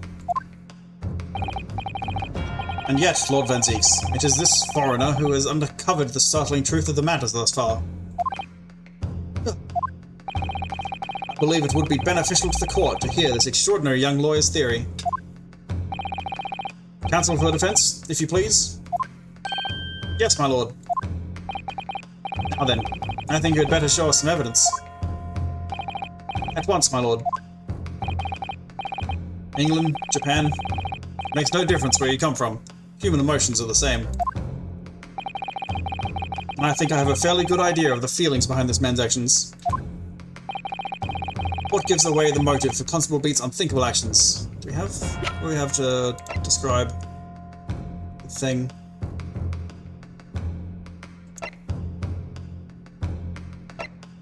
Yeah, so it could be the bouquet, because of the anniversary.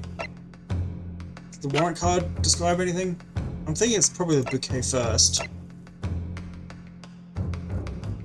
Yeah. Try that. Oops, okay. An English rose. It's such a beautiful flower. Ah, this is a rose, is it? I've never seen one before. Do you not take an interest in flowers, Mr. Naruhodo? I wouldn't say that exactly, but I do know 3 types at least. Gosh, 3? Yes. Plum blossom, peach blossom, and cherry blossom.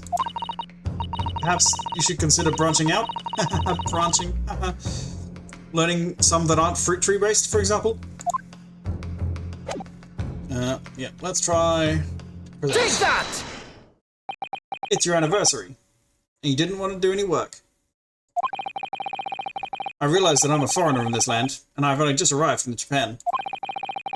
Which is why all this information about London's so-called bobbies is completely new to me. I've learned that, though honourable, patrolling the beach is the most demanding work in the world, for example. Keeping the peace, looking after citizens on his beat in all kinds of ways. There's no doubt that the young bobby is charged with a great deal to do each day. Certainly. But for Constable Beat, the day in question was special. Special? How? On account of this bouquet, my lord. Oh, yes. It was our very first wedding anniversary. Constable Beat had worked so hard to be able to afford this simple gift for his wife, and was so looking forward to taking her out for a celebratory meal. When he and Mrs. Beat stumbled upon a crime along Briar Road. When he saw that shadowy figure through the fog collapse on the pavement ahead of them, what must have gone through the man's mind? But sir, just on that one particular day, I was looking forward to celebrating my wedding anniversary. Mrs. Beat puts up with a whole lot, being married to a bobby like me. I wanted to show my dear wife how much I care.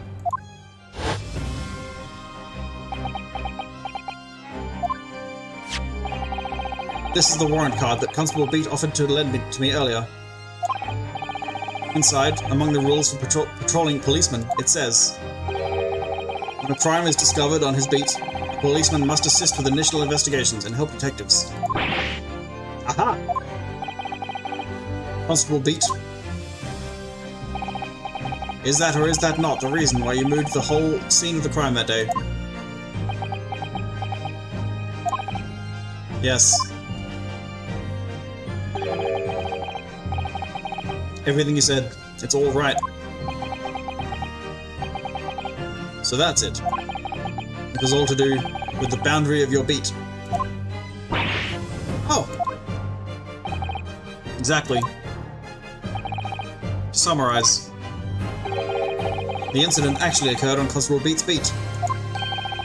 Good gracious! Constable, do you realize the gravity of what you have done? It was the first time since I became a copper that I'd ever cursed God. Stay close to me, Pat. The criminal could still be lurking somewhere. As we ran over to the scene, I had every intention of doing my duty as a police officer. We've got to report this to the station as quickly as possible. But then it dawned on me. I realized where we were, where the victim was lying, and what that meant for me. When a crime is discovered on his beat, a policeman must assist with initial investigations and help detectives. Why here?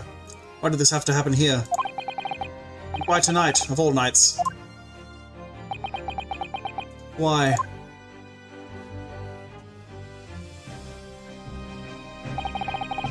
It's Hopper's job to guard the scene of the crime, so I told Pat she'd have to go to the nearest police box and fetch whoever was on duty there. It was then, when I opened my mouth to speak, it just came out. I couldn't believe the words that were coming out of my own mouth. This is the next beat to mine, Pat. So you'll have to go to the police box that covers it. Turn right along Meerschaum Street, and then...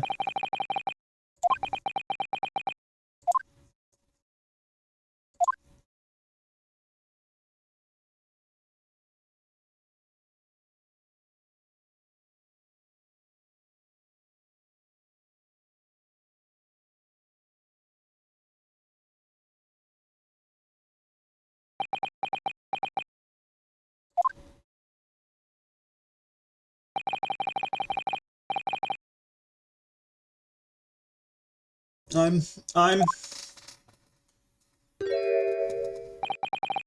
sorry. I'm so sorry. I'm sorry. Oh, Constable. I just wanted... just that one night to take my Patricia out for dinner. Just that one night.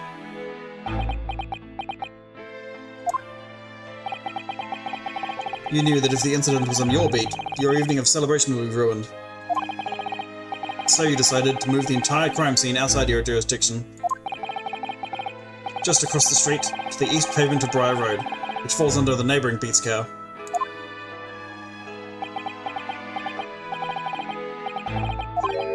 You see, I thought... Well, I was sure the victim was dead, you see. I beg your pardon? Oh, of course he did. Otherwise, my Rolly would never have left the poor woman on the freezing cold pavement. I see your meaning now. But God got me back for my sins, didn't he? That's why I missed the rose I bought for Pat. Oh no, Rolly, that was all my fault. Should never have dropped it in such a dark place. I'm so sorry, Rolly.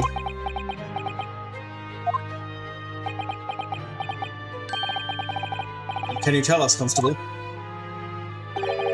How many books did you move from one side of the road to the other in total? Hmm? Oh, 4 it was. Yes, sir. Definitely. 4. 3 of them dropped by Mr. Natsume, and the 4th being the one that fell from the window upstairs in the Garrett household, of course. But, what made you place that book in the victim's hand? And all the others were scattered haphazardly around, I mean. Oh, well, sir. That's because... that's how I found it. Oh, you found it? What do you mean? When we first ran over to the scene, the victim was already holding the book.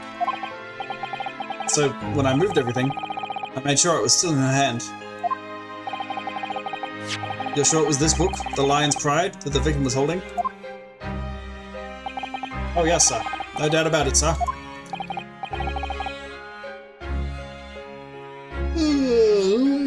Interesting. Interesting.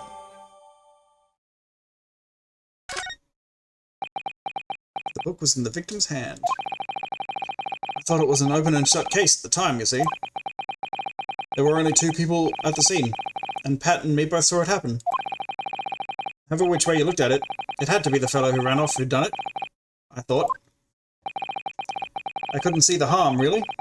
I didn't think moving it all over to the road, more over the road would make a jot of difference.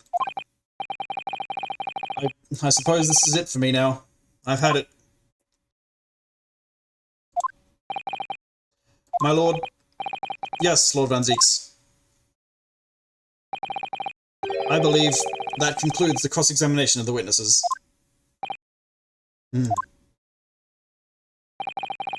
Constable, you may withdraw. Yes, sir. Mr. Prosecutor, sir. What will become of my Rolly? What will happen to him? For now, you are free to go home. The police will contact you in due course. Please, don't punish my husband. This was all my fault. It's because I'm always moaning at him for coming home late.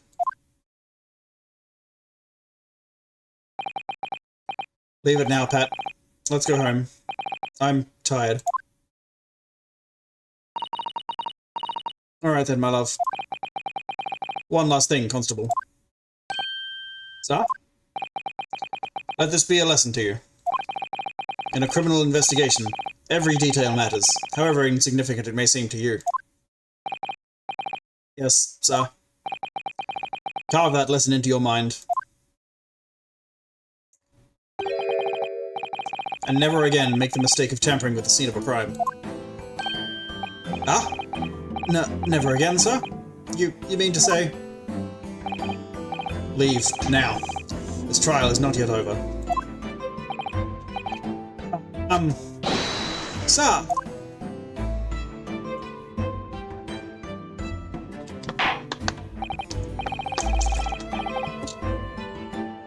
Well, quite a startling revelation, I must say. Whoever thought for the third party transplanting the entire scene of a crime like that? Indeed, my lord. Nevertheless, there are some immutable facts here.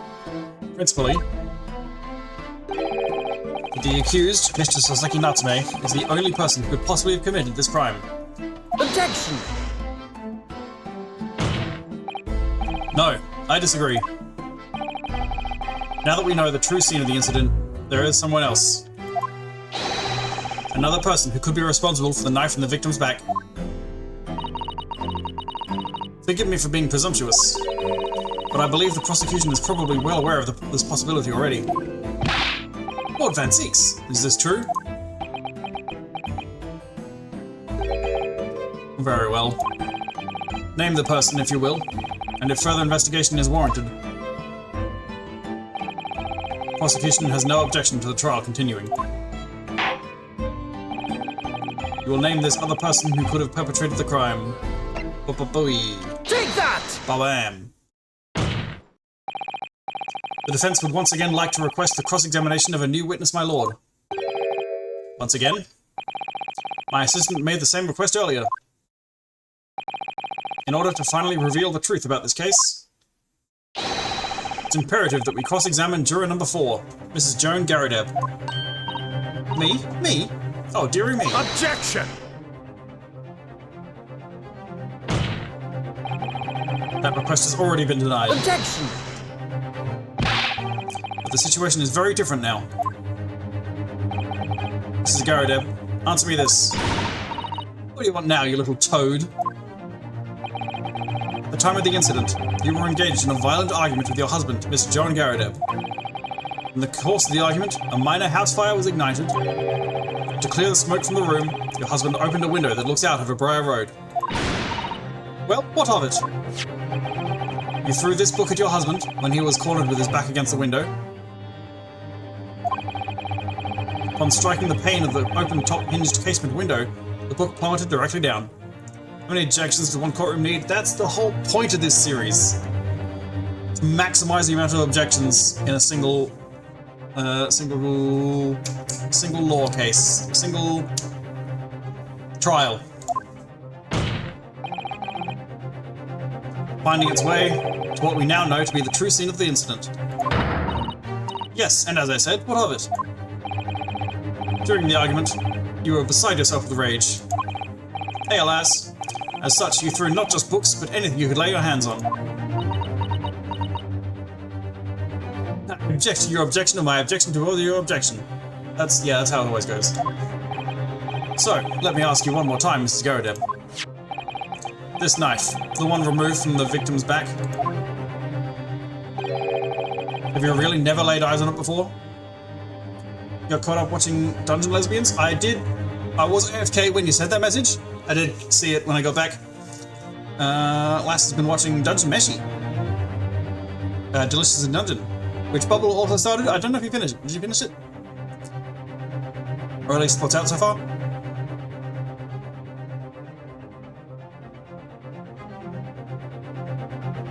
Very good show. Very good manga. Ah!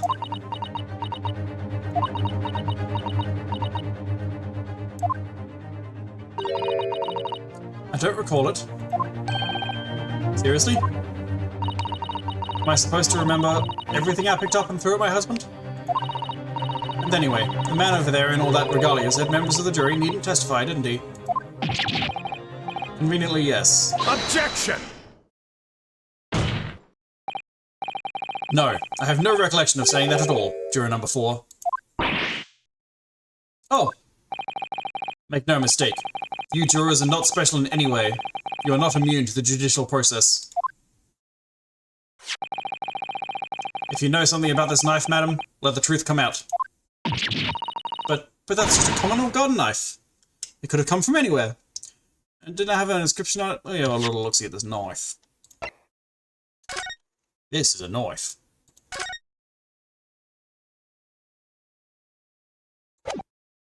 I'm thinking of the knife from the last case. We have several like that at home. If one went missing, how would you expect me to know? What's that? Are you joking? What are you saying, please, Mrs. Garadeb?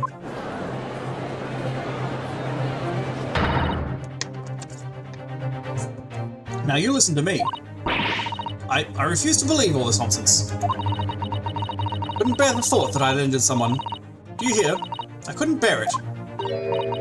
Or the poor woman. So, yes, I want evidence. I want to see hard evidence if you're going to insist on this being my fault. You're going to have to prove to me that I threw that knife, if that's what you think. Come along now, chop chop, do your worst. Well, Mr. Naruhodo, if I had evidence like that, believe me, I would have thrown it at her already. Then take the stand, juror. Prosecution does not object to the defense's request to cross-examine this woman. Thank you, Lord Van Zieks. I'm going to have to testify? Juror number 4, as I'm sure you will appreciate, having observed it with your own eyes today. No, he's not done the thing with his hands yet. It's been a while. You'll know it when you see it. Witness testimony can lead to the most extraordinary truths being unearthed. Truths of which the witnesses themselves may not even have been aware. Oh, dearie me. So I demand your full and unadulterated testimony, Mrs. Garadeb. And mark my words, in this court of law today, we shall extract the truth. Do you concur, counsels? Certainly, my lord. Oh, that's what I'm hoping for, my lord.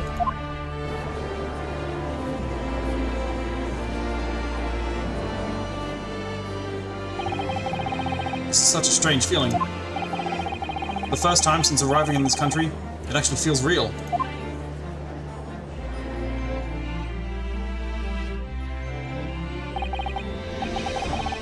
I'm here, in the Old Bailey, and I'm a lawyer.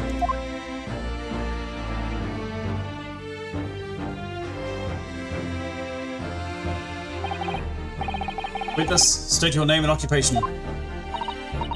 Oh, yes. My name is Joan Garadeb. And I'm a juror and such like. It sounds like even she doesn't know if she's a housewife or a maid, or what anymore. I should fucking hope you think you're alright, right? He's a little baby boy. He's just starting to learn laws. And how to throw the law around. The court has decided your testimony is required in order to clarify matters on this case. Do you understand, madam? This is only his 4th case he's ever done. And his 2nd one in England. Yes, my lord. It's also the 2nd day he's in England. They really thrown him through the ringer. You will tell the court everything that took place in your household on the evening in question. And I warn you, do not attempt to hide the truth. Oh, dearie me. Chin up, Joni. Nothing to worry about now. Why are you here? Oh, I didn't know you were here, John.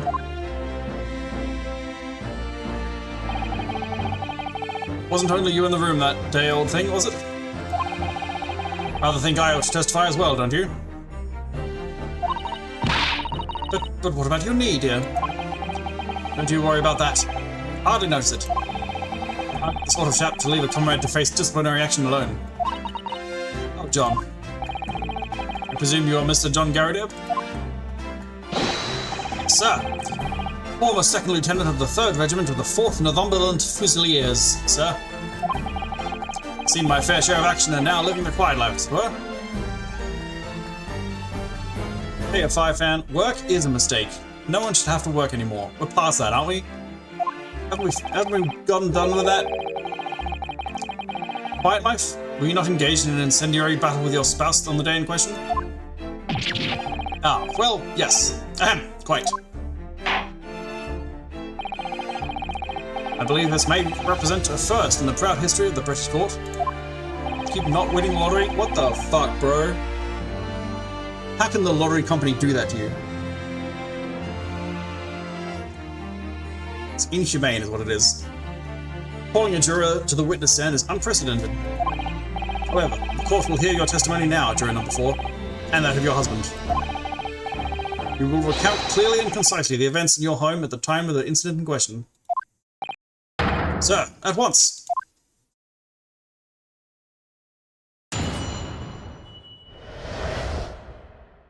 The Battle of Garrideb. Yes, on the day you're referring to, the wife and I did have a bit of a skirmish. Can't recall the reason now. Put a candlestick over and set fire to the carpet. Soon had it out though, and got the window open. Meanwhile, I was picking up whatever I could find to throw at him. Plenty of knives around our place. Can't say I'd notice if 1 or 2 went missing, I'm afraid. That bally thing in the victim's back really was one of ours. We'll have a job proving it, I think.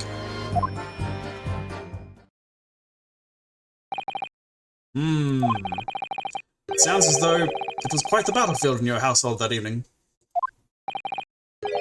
Although, an entirely one-sided assault, it seems.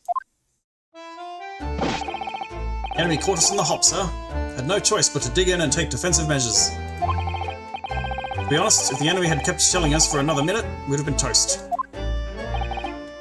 Of course, a veteran such as myself is only too aware that on every battlefield, you're just a gnat's whisker from death at any moment.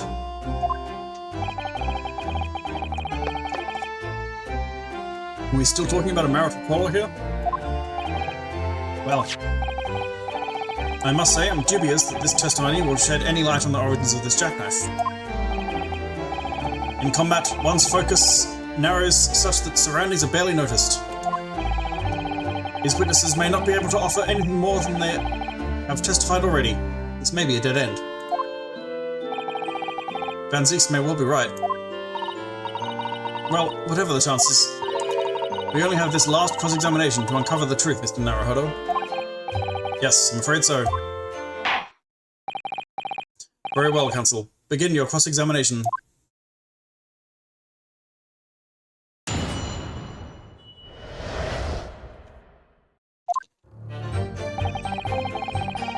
Yes, on the day you're referring to, the wife and I did have a bit of a skirmish. Can't recall the reason now.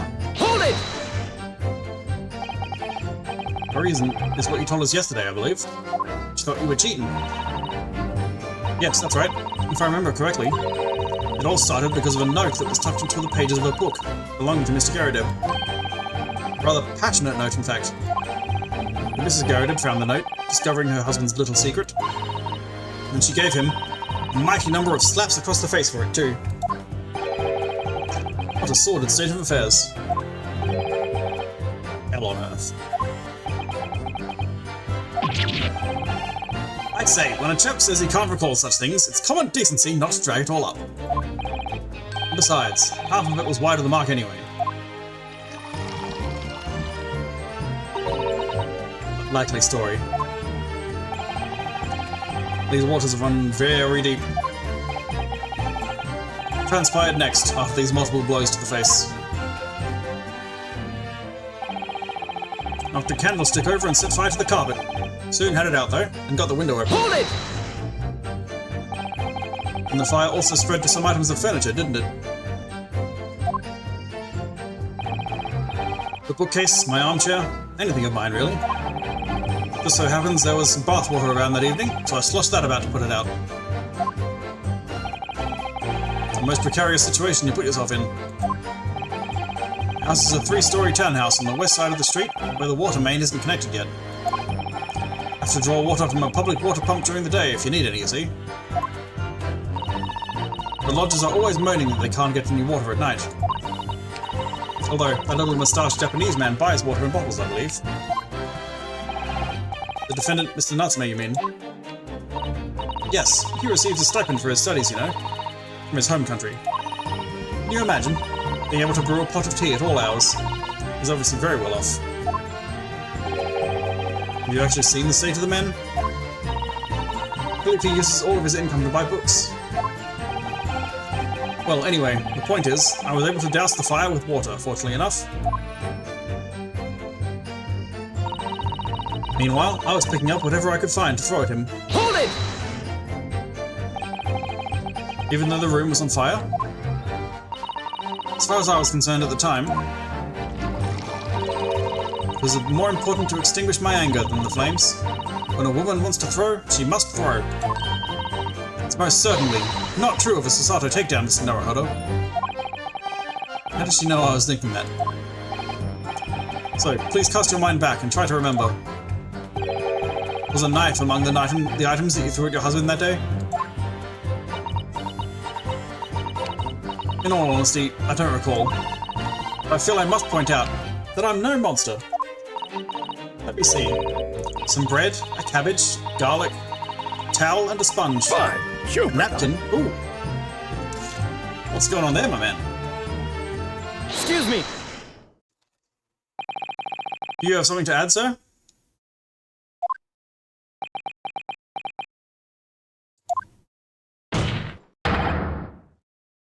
Mr. Garrido. Yeah? Don't shoot. Ah, sorry. I beg your pardon? Did your wife's remark just now bring something to mind? Nothing of any significance, no. Just that the barrage of projectiles the old thing launched in my direction is somewhat more solid than she implies. Books, bricks, and the fire poker, I seem to recall. Ouch. And the woman's aim is uncanny.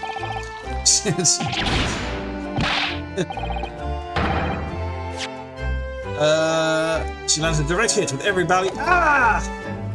Good grief, woman. We're not at home now. This is a court of law. Dearie me. Ever so sorry, dear. What's she even doing with a teapot in here? Honestly, John, I would never have thrown such things at you, obviously. Well, take a look at this, then. How do you suppose that happened, Your pipe, sir? Had this thing in my hand as usual at the time of the onslaught.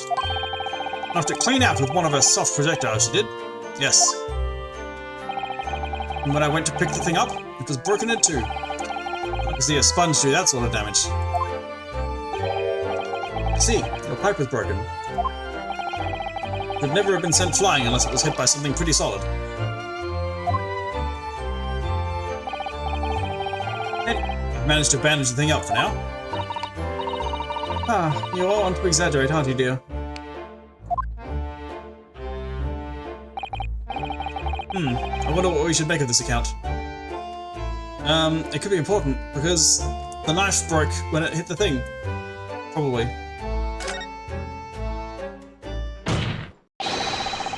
Defense believes Mr. Garrido's remarks just now to be of great significance. Objection! This war veteran's words only tell us one thing. Betray a fiery wife, and pipes, as well as hearts, may be broken. Sentimental wisdom, perhaps, but hardly worthy of adding to the formal testimony. Indeed, common sense, one might say. Might one? In that case, would you at least permit us to examine the pipe, sir? Well, don't see why not. Oh, dearie me. There you go again, trying to ingratiate yourself with a young lady. Very well. The court will accept the gentleman's pipe as evidence.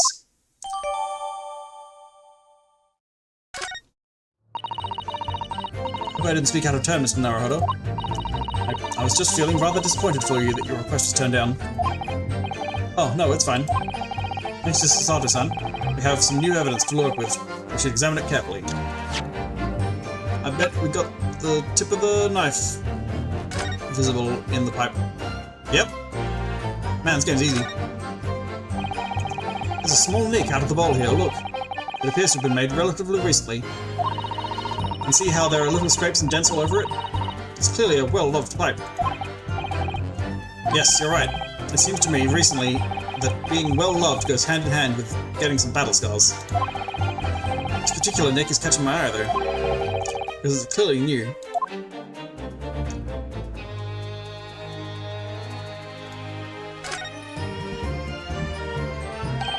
Oh! Something just twinkled inside the chamber of the pipe there. Yes, I saw it. Something stuck in there, I think. Let's turn it over and give it a shake. What's this? The tiny fragment of metal. It looks like the tip of a blade or something. The tip of a blade? Surely, it couldn't be. A fragment of metal that entered the court record. The small piece of metal looks like it might be the tip of a knife blade. It's stuck inside the bowl of Mr. Gadab's pipe.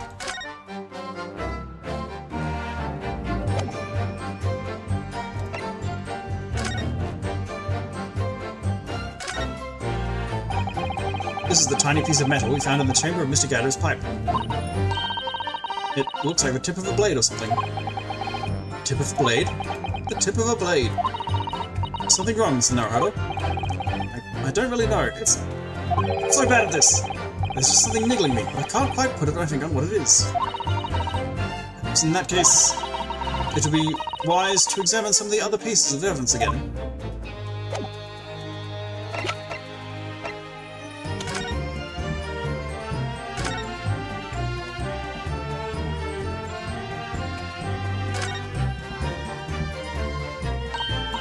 Oh, look here, Mr. Naruto.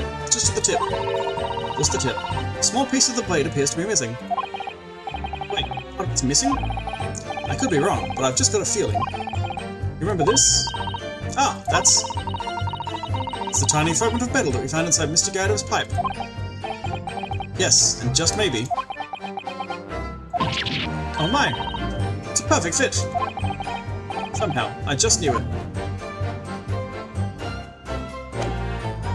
I got him. Well, thank you for that rebuttal, Mr. Gadab. Now, if we could return to the crux of the matter. What can you tell the court about the knife used to attack the victim?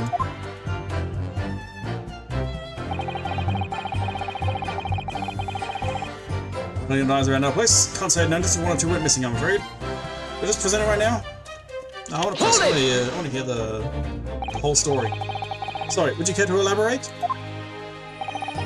Nothing to say, really. Rather partial to a spot of carving, is he? Ups and whatnot, fish and tackle, you know, that sort of thing. It's a passion we both share. I like to carve little wooden trinkets too. And then there's my leatherwork. Sorry to say, we're always losing knives about the place. And we have dozens of the things. They sell them at the market sometimes. 20 for the price of 19. Needless to say, I snapped them up. John prefers to use 2 knives at mealtimes too, instead of a knife and a fork. No, Joan, we don't... People think I'm some kind of savage. Ah! Here we go again with the scoldings. Why are they being so evasive? Which is because they don't want to believe it. They can't bear the thought that it might have been one of their knives that injured the victim. 2 knives? What is he, a rogue? He's got points in dual wielding? Which is entirely understandable, of course, but still, I guess, even with a knife and fork, it's still dual wielding. Go on with your testimony, witnesses. So. That bally thing in the victim's back really was one of ours. You'd have a job privy it, I think. Let's go straight to present, I reckon. Objection!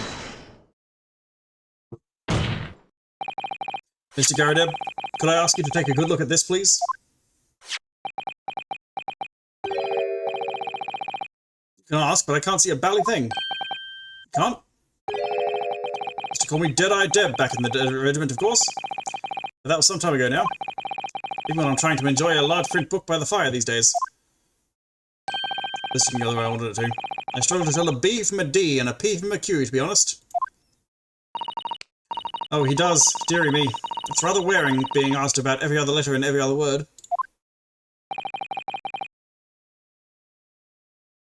You must dare very doozy. You must be very busy. I get you. I know what you're going on about. You must be very busy. The funny dual wielding is dual wielding quarterstaffs in BG3. Yeah, you get the feat that lets you dual wield 200 weapons, and you go crazy with staffs. What is that? A tiny scrap of metal? Oh, this did work. I thought that was a fail state.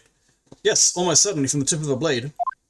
What might appear at first to just be a tiny scrap is in fact a crucial piece of evidence. Interesting. And where did the defense come by this evidence? It was lodged in the chamber of Mr. Gaidup's pipe. My pipe, you say? By Jove, I wonder how that got there. What precisely does this fragment of metal signify, Counsel? Are you suggesting that it is in some way related to the matter of the stabbing on Briar Road?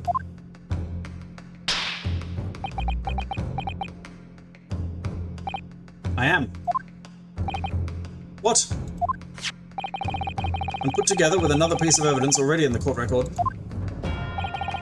I believe this tiny fragment of metal will unravel the whole truth of this case, my lord.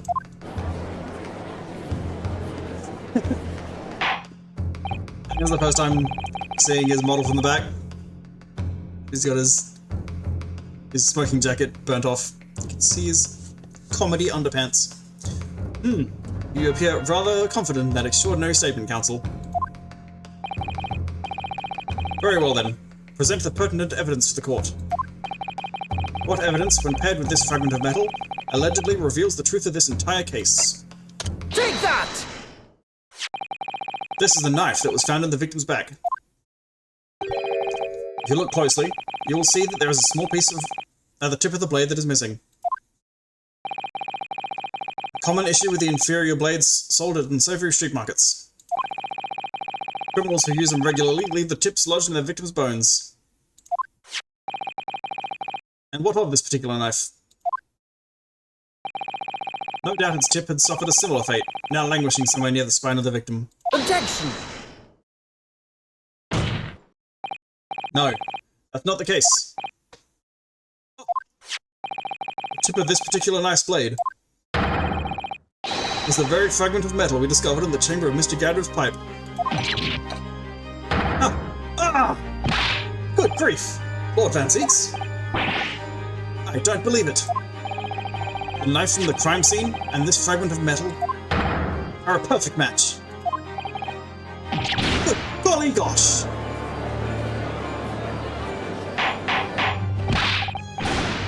Order! Order, order, order! Is this some kind of Eastern sorcery? This is no magic, my lord. This is a miracle. Miracle? A miracle. So Van Zeeks has figured it out, has he? Counsel, explain this extraordinary coincidence at once. Yes, my lord. The crucial point we have to ask ourselves here is when did the fragment of metal find its way inside Mr. Gaidup's pipe? Something that was clarified for us in the most recent witness testimony. With this thing in my hand as usual at the time of the onslaught. Knocked it clean out with one of her soft projectiles, she did. Yes. It would never have been sent flying unless it was hit by something pretty solid. Oh, dearie me. During the argument between these two that occurred just as the victim was on the pavement below, Mrs. Gaidup flung this knife at her husband. However, the knife missed Mr. Gaidup, instead striking the pipe in his hand at the time. This caused the tip to break off. Of course. Good lord. Yes, and that is when the tiny tip of the blade found its way inside Mr. Gaidup's pipe. The chances of that are 1,000,000 to 1! And as everyone knows, 1,000,000 to 1 chances crop up 9 times out of 10.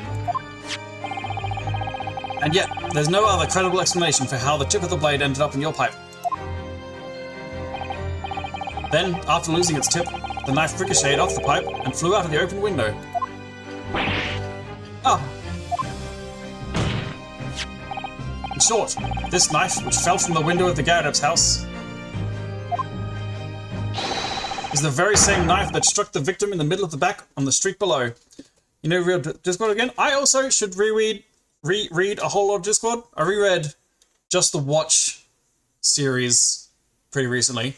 If we go through the whole lot again. I have convinced Flux to get into it by selling him on Moist Fun Litvig.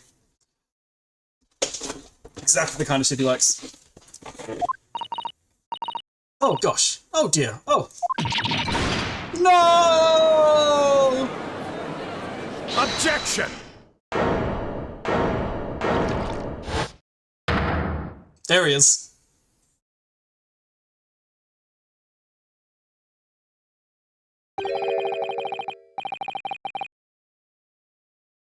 A full-bodied theory, I'll give you that. You didn't finish reading the longer series that interpreted with your godfather? Huh? I've got all those books. I also haven't finished them. With your godfather?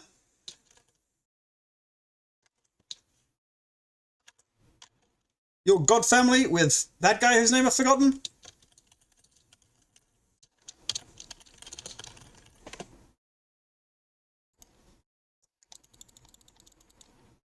Stephen Baxter? Cool.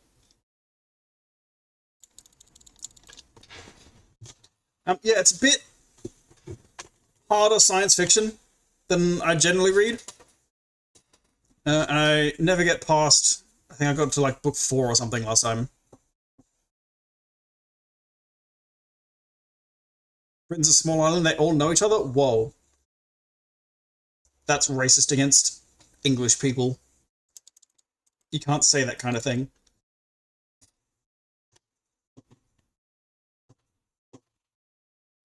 Yeah, there's like at least 1,000 British people.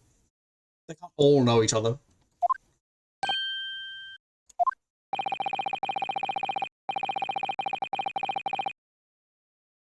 Apparently from the second book on, while Terry was still alive, Steve had to basically do all the writing and do all the editing with him over the phone. Yeah, that makes sense. It was getting near the end.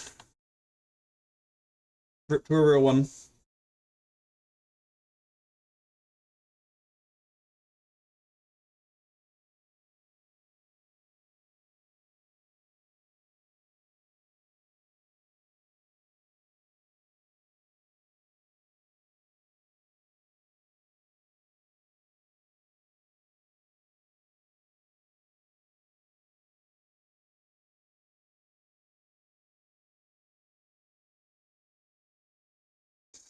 Yes, moment of silence over. Your sister has dog's hat for David Williams. Okay, I take it back. Yes, Lass, you're right. Britain's a small island, they do all know each other.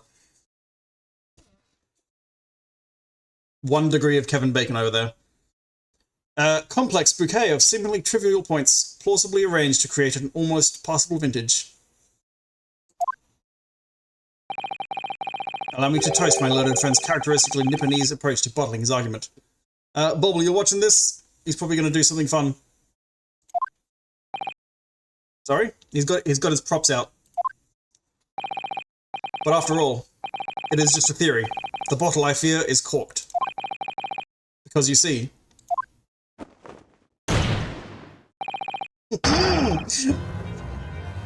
It's spoiled by... Oh yeah, she likes that! I heard her pogging in the other room. It's spoiled by an insurmountable inconsistency. What?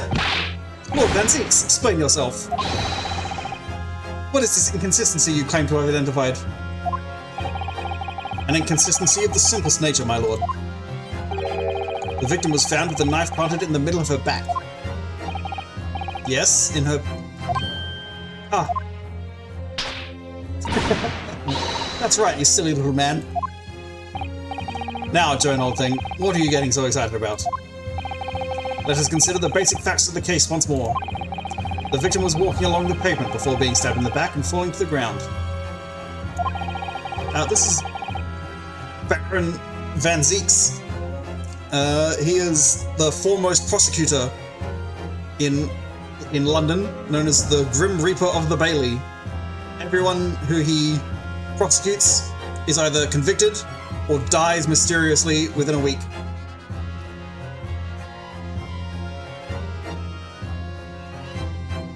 And he's probably not a vampire. If the knife that struck her had been fallen from above, there's no possible way it could have planted itself into the victim's back. Ja! Except she was bending over to pick up the book that also fell. Order! Order! Quite right, you see. That's exactly right. If the knife had fallen on her from above, it would have struck her on the top of her head. Well, he's so good, dude. He's lost the words, look.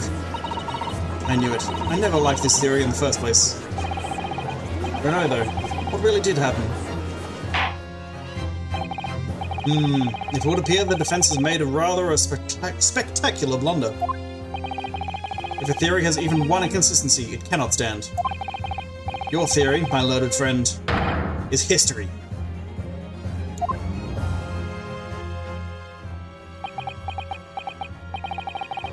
It was so close.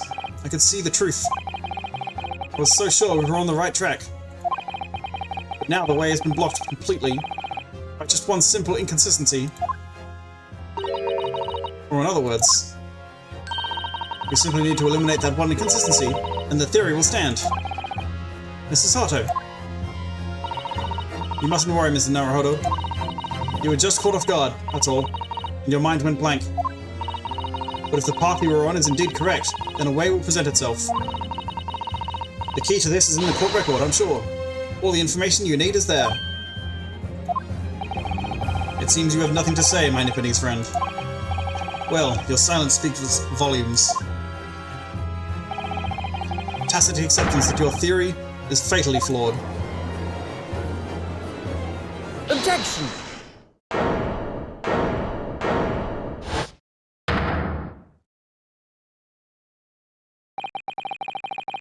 This inconsistency doesn't mean I was on the wrong track.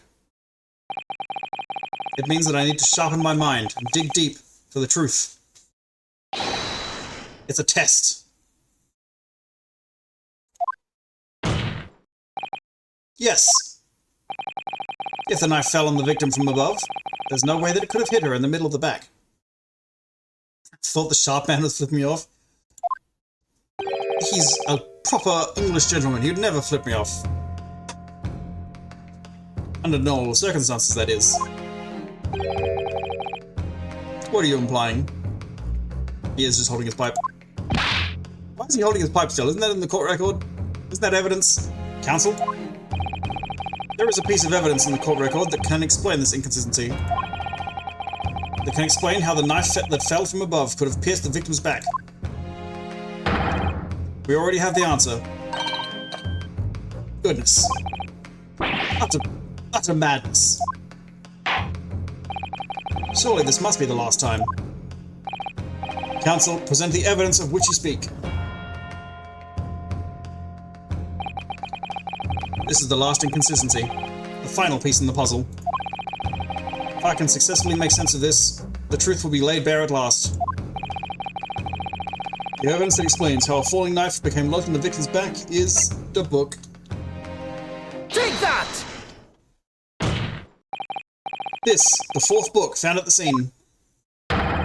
This is the final piece of evidence the defense will present. Burnt book? Is that not Mr. Garridob's book? Yes, and to understand its significance, we have to consider how it came to be at the scene in the first place. This photographic print clearly shows the book in question, the victim holding it in her hand. But as we all now know, this is a police constable that put the book between her fingers like that. Quite so, as part of his wholesale transplanting of the crime scene to the opposite side of the road. That's true.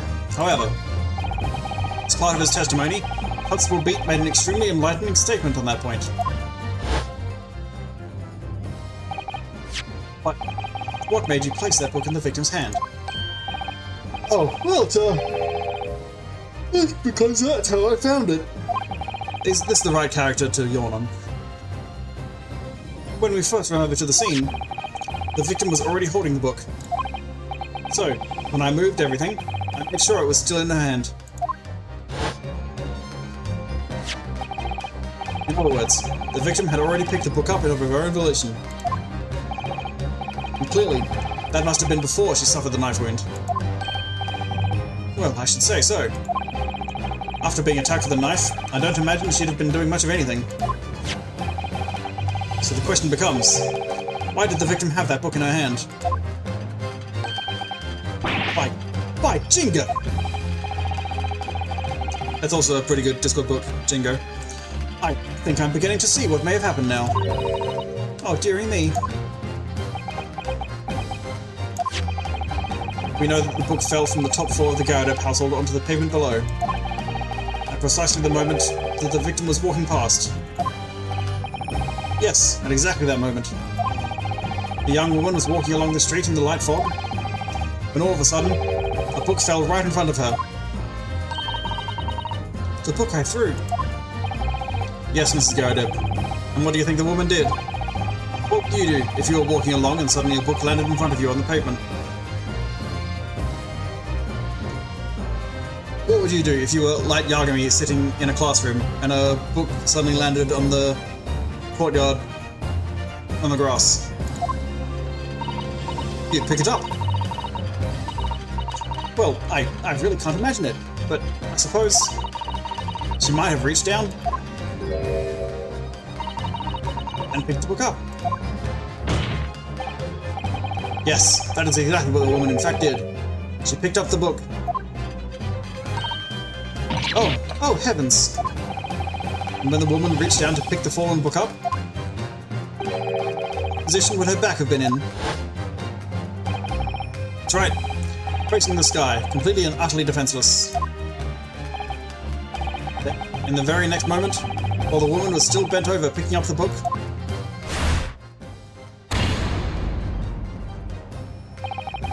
the next object fell from the room above, the jackknife, straight into the middle of her back. And at that same time, walking by chance directly behind Miss Green, was the defendant, Mr. Saseki Natsume. Well, I never. It appeared to Mr. Natsume that the woman simply collapsed on the floor. In the dark and the fog, he didn't see the knife falling on her from above. Ah! And from the other direction, the constable and his wife saw no one but the victim and her apparent attacker. So there never was a real culprit to run from the scene in the first place. No, this was nothing more than a series of unlikely events that culminated in an unfortunate accident. And that is the real truth behind this case.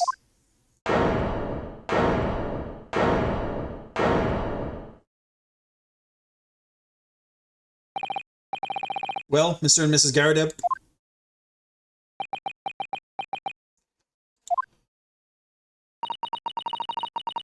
the very first time you showed me that knife, I had my suspicions. I wondered if perhaps it might have been something like that. There, old bean. Poor Mrs. Gardepp.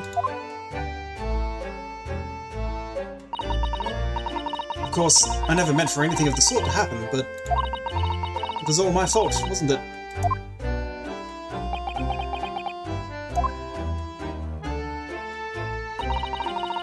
I take full responsibility. I let my anger get the better of me.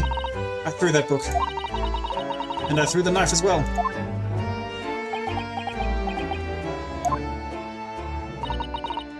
John, dear. It's alright, I know. I'm ever so sorry. Truly. I'm sorry! I'm sorry.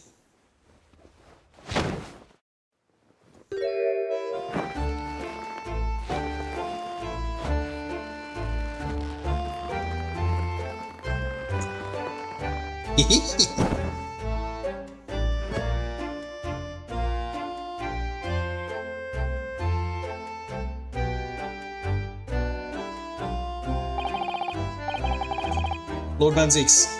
What news of Mrs. Garrideb? She's been taken to the infirmary. It would appear that today's events had left her in an especially flustered state. However, I believe she will recover in due course. There is no cause for concern. Yes, unbeknownst to themselves, they caused what could easily have been a terrible tragedy. They shall have to prepare themselves for the consequences of their actions. There is some good news, however, my lord.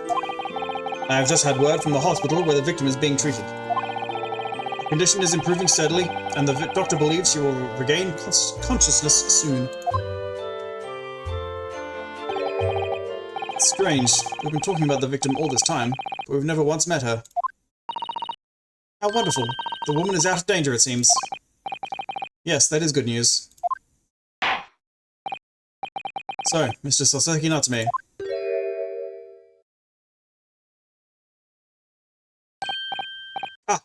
Yes. On behalf of my fellow countrymen, I would like to take this opportunity to beg your pardon, sir. You came from your distant eastern homeland to study our great British culture, and have been repaid with immeasurable unkindness. Please accept our heartfelt apologies.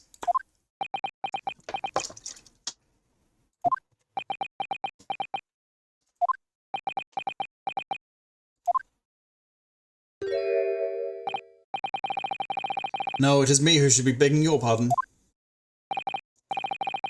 I was lying the whole time. I did stab that woman. That evening, when the young woman just collapsed on the pavement before my eyes, I jumped to the wrong conclusion again in my confusion. What conclusion, sir? I was sure that the woman was dead. Yes, Constable Beat said the same thing, didn't he? He thought she'd been killed too. I suppose she must have looked completely lifeless. It's been about a year since I arrived in Great Britain now, but I still can't get used to life here. I can't relax. I'm sure there are evil spirits lurking in the fog, like they're haunting me. Of course, Soseki-san. His imagination really has got the better of him. Yes, poor man. So when it happened, I thought the young woman had been taken by the fog spirits. I should never have dropped my books like that and run away. I should have called for help. For a doctor, for the police.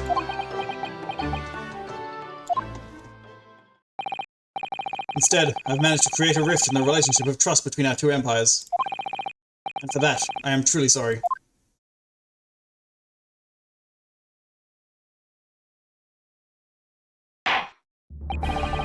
One could indeed say that some sort of mischievous spirit has been at work here, I think.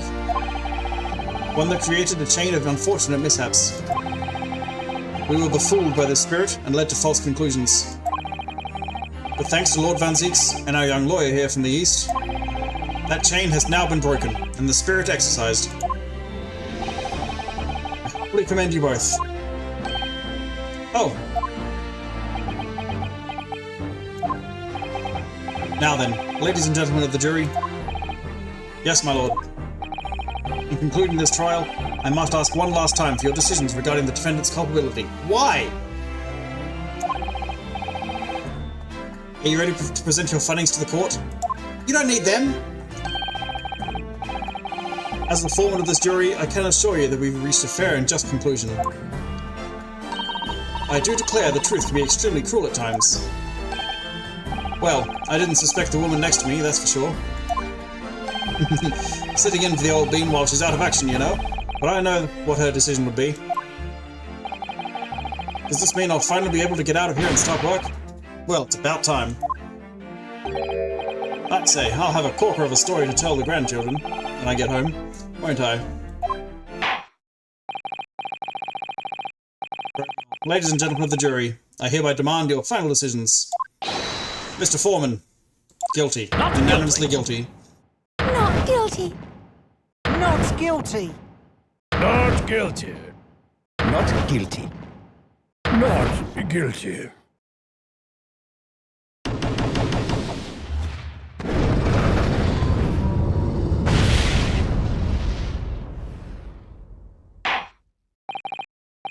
Very well. Mr. Soseki Natsume, I hereby pronounce you not guilty. You are not guilty here.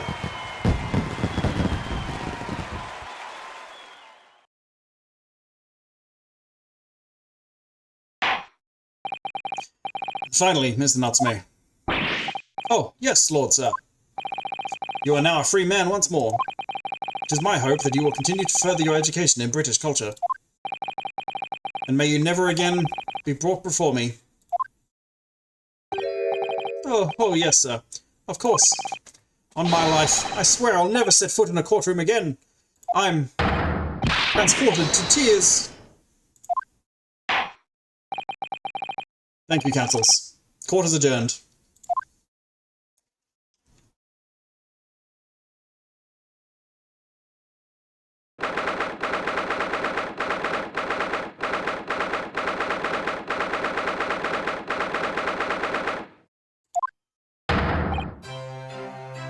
Ooh, locum. Wait, you mean me? Of course!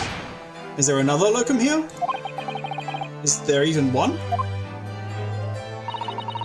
Compared to the original locum student, Mr. Naruhodo Esquire, your name has become rather short, hasn't it? What's wrong with using my actual name? Oh, at last! I'm free! I'm free! Joyful, joyous, jubilant jubilation! Hail, hearty happiness! Hurrah! Oh, I am pleased. Mr. Natsume is delighted. Would it be so hard just to say that, then? Locum, you did it! You saved me from the brink! Well, what happened to the poor woman was in no way your fault, after all. I'm just glad everyone can see that now. No, not that. Lovely, loyal locum lawyer. Yes? I mean, as I said before, I have just never got used to life here in Great Britain. Every time I look over my shoulder, I see foreigners. I see towering brick buildings. And from high up windows, I see them looking down on me, laughing. Look at that little hunchback. Oh dear, I'm sure it's all in your head, Mr. Natsume. But today, you, locum lawyer, gave my gloom the boot. You stood firm behind that baronial bench before all those babbling British. You battled to the bitter end, laying bare the baffling truth. And when I beheld the blinding fireworks among the beams of the Bailey's roof, I bellowed, "Behold, the best barrister ever born!" Well, that's very flattering, and we're very pleased for you. This has given me a wonderful anecdote to recount to my old friends back in Japan. An anecdote? Is that what's to come of all my hard work? Ah, there you are, my dear fellows. I apologize for keeping you waiting. I rose late this morning. Oh, Mr. Sholmes, what a pleasure to see you. I see I am here not a moment too soon. The disaster has been averted, I'm glad to say. Oh. The trial shall begin presently, Mr. Naruhodo, and I wish you the very best of luck. It's so fucking late. It's finished. What? No! Then my haste was in vain? Ah, it's you! Sherlock Sholmes! Oh, have we met, sir? This is Mr. Natsume, the man you had arrested, Mr. Sholmes. Ah, I see. I failed to recognize you at first. Previous encounters have taken place in the gloom. Either of your lodgings or that prison cell. I simply couldn't place that curious face in the light. Charming. This is all your fault, Sherlock Sholmes. You're the reason I had to go through this terrible ordeal. I'm going to give you a piece of my mind. My apologies, sir, but I assure you, I have placed you now. You're the fellow who abandoned that poor young lady and ran off, are you not? Had she been taken to hospital more urgently, I feel perhaps you would have regained consciousness by now. But it was unavoidable, I'm sure. We are but human after all. Anyone would have been shaken by such an experience.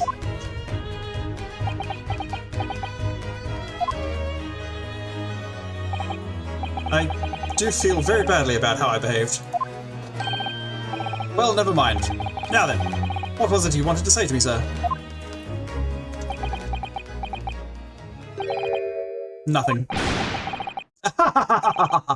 Priceless. Oh, I am sorry, really, but that was quite priceless. Poor Saseki-san. Still, on the bright side, you've had an extremely entertaining experience without paying a penny. And, it would seem, you were not even found guilty. But there is no bright side. Whatever do you mean, Mr. Natsume? Even after this, I'm still cursed by the spirits, and now by the Reaper. Ah, Lord Van Zeeks. I haven't forgotten, you know, what facing that man in court means. Even if you're found not guilty, you're still doomed. Yet, it'll be alright, Mr. Natsume. If the Reaper appears trying to make trouble, I will protect you. Hi-ya! Why to flip me? The perfectly executed Sasato takedown. Much as I like being turned on my head, a bit of a warning might be nice next time, Mrs. Sato.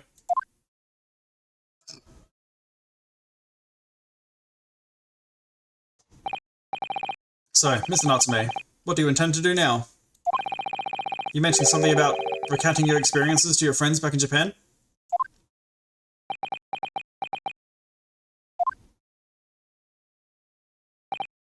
Yes, I intend to return to my homeland soon.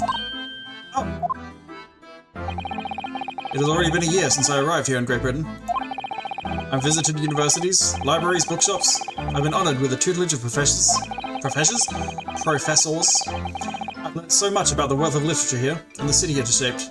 I've come to realise that it is my calling to sail home and tell my fellow countrymen about it.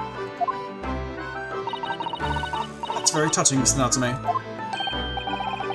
Or, in perhaps less veiled terms, you wish to withdraw halfway around the world, to escape the terror of the Reaper's curse? That's not it at all! The more I learn of literature, the more this strange feeling claws at my insides. I feel compelled to return to my roots and attempt to pen a work of my own. Oh, I see. Work of literature by Saseki-san. Could be an interesting read.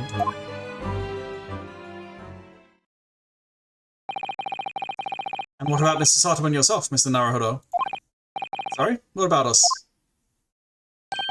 Will you return to Japan alongside your moustached compatriot? Why would we? A week has not yet passed since we arrived in London. And only now does it feel as though we have finally found our feet. And you are accommodated in a hotel at present, are you not? That's right, but we need to find lodgings before it bankrupts us. I've calculated we can only afford another 10 nights before our entire budget is exhausted. You gonna take over Natsume's room? Well then, you could take my lodgings. Oh, the windowless room?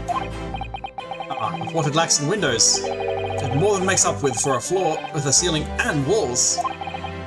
Great. Great. And of course, I'd be happy to leave behind the accursed evil spirit. Thank you so much. Oh my, an evil spirit?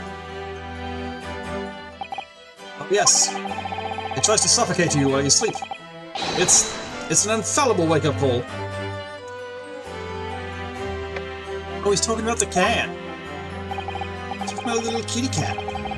We'll think about it, if that's alright. Perhaps I can offer a more welcome alternative. Would you consider taking lodgings with me? No. Really? Well, a vacancy has conveniently presented itself. Though it is up in the attic, I might add. Are you sure it isn't just a storage loft? I spoke with the landlady this very morning on the matter of price, and Iris is cleaning the room as we speak. You must come at once. I presume you have no luggage to speak of? Oh, this is simply wonderful. What an honour to be invited to take lodgings in the great detective's artist's attic. I'm too overcome for words. So suggesting we look elsewhere is out then. That's settled. Iris will prepare a welcome dinner this evening. You must come too, Mr. Natsume. I insist. I don't know what to say. Thank you, and yes. Wonderful. Then I'll go and complete the paperwork for your formal release, Mr. Natsume. It shan't take long. Somebody's happy.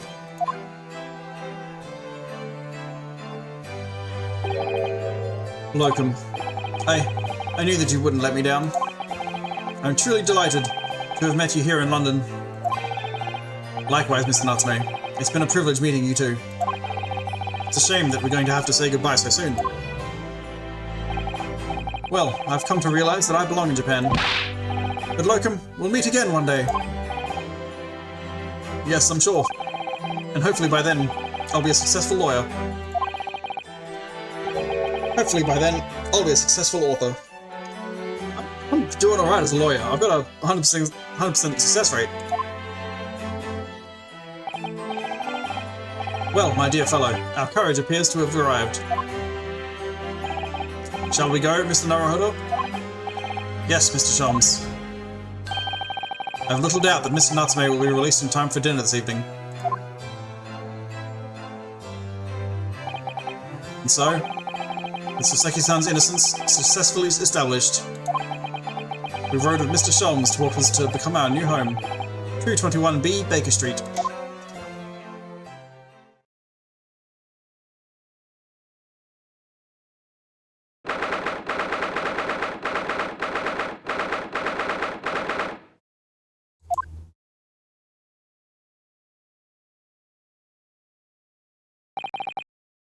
So this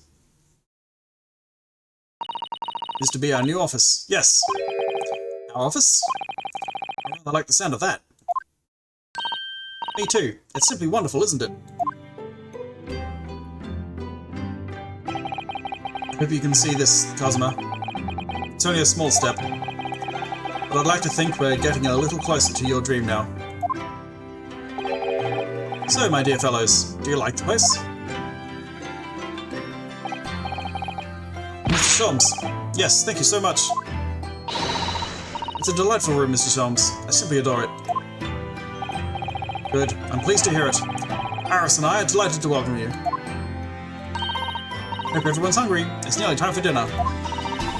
We'll eat as soon as Mr. Natsume arrives. We have a lot to celebrate. Iris, you must let me help you. Alright then, Susie. You can be in charge of the salad. Splendid.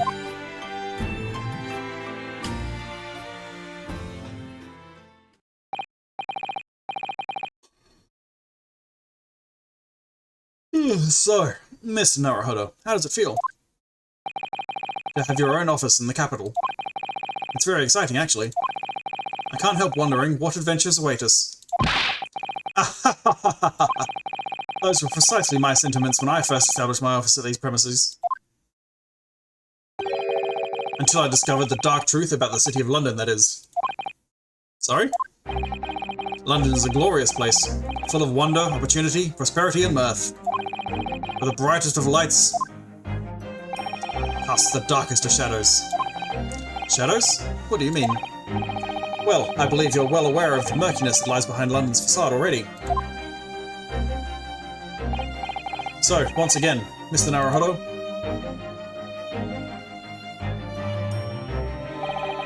Welcome to London.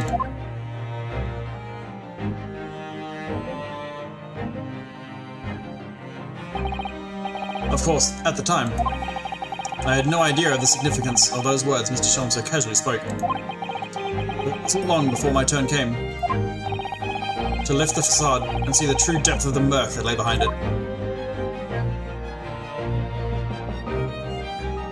End.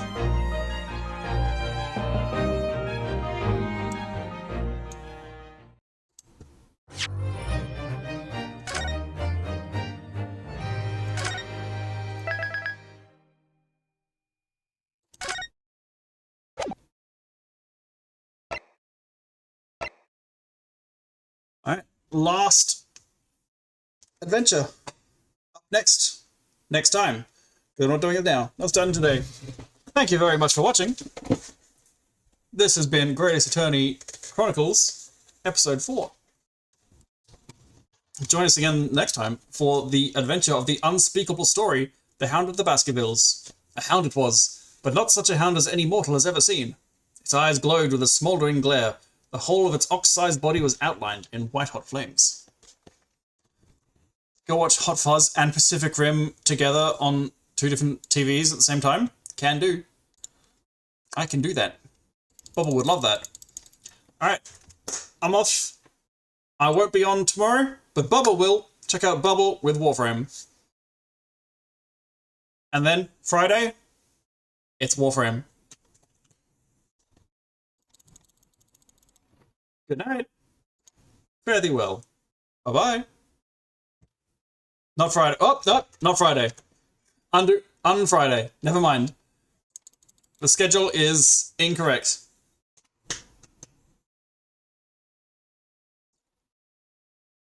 I thought that was a lot of Warframe. I thought it was pretty cool. I was hyped for all that. I wouldn't be able to do Thursday and Friday because I'm out at Vanguard and I'm working, but not Friday. Is Friday something else? Are you streaming Friday or are you out Friday?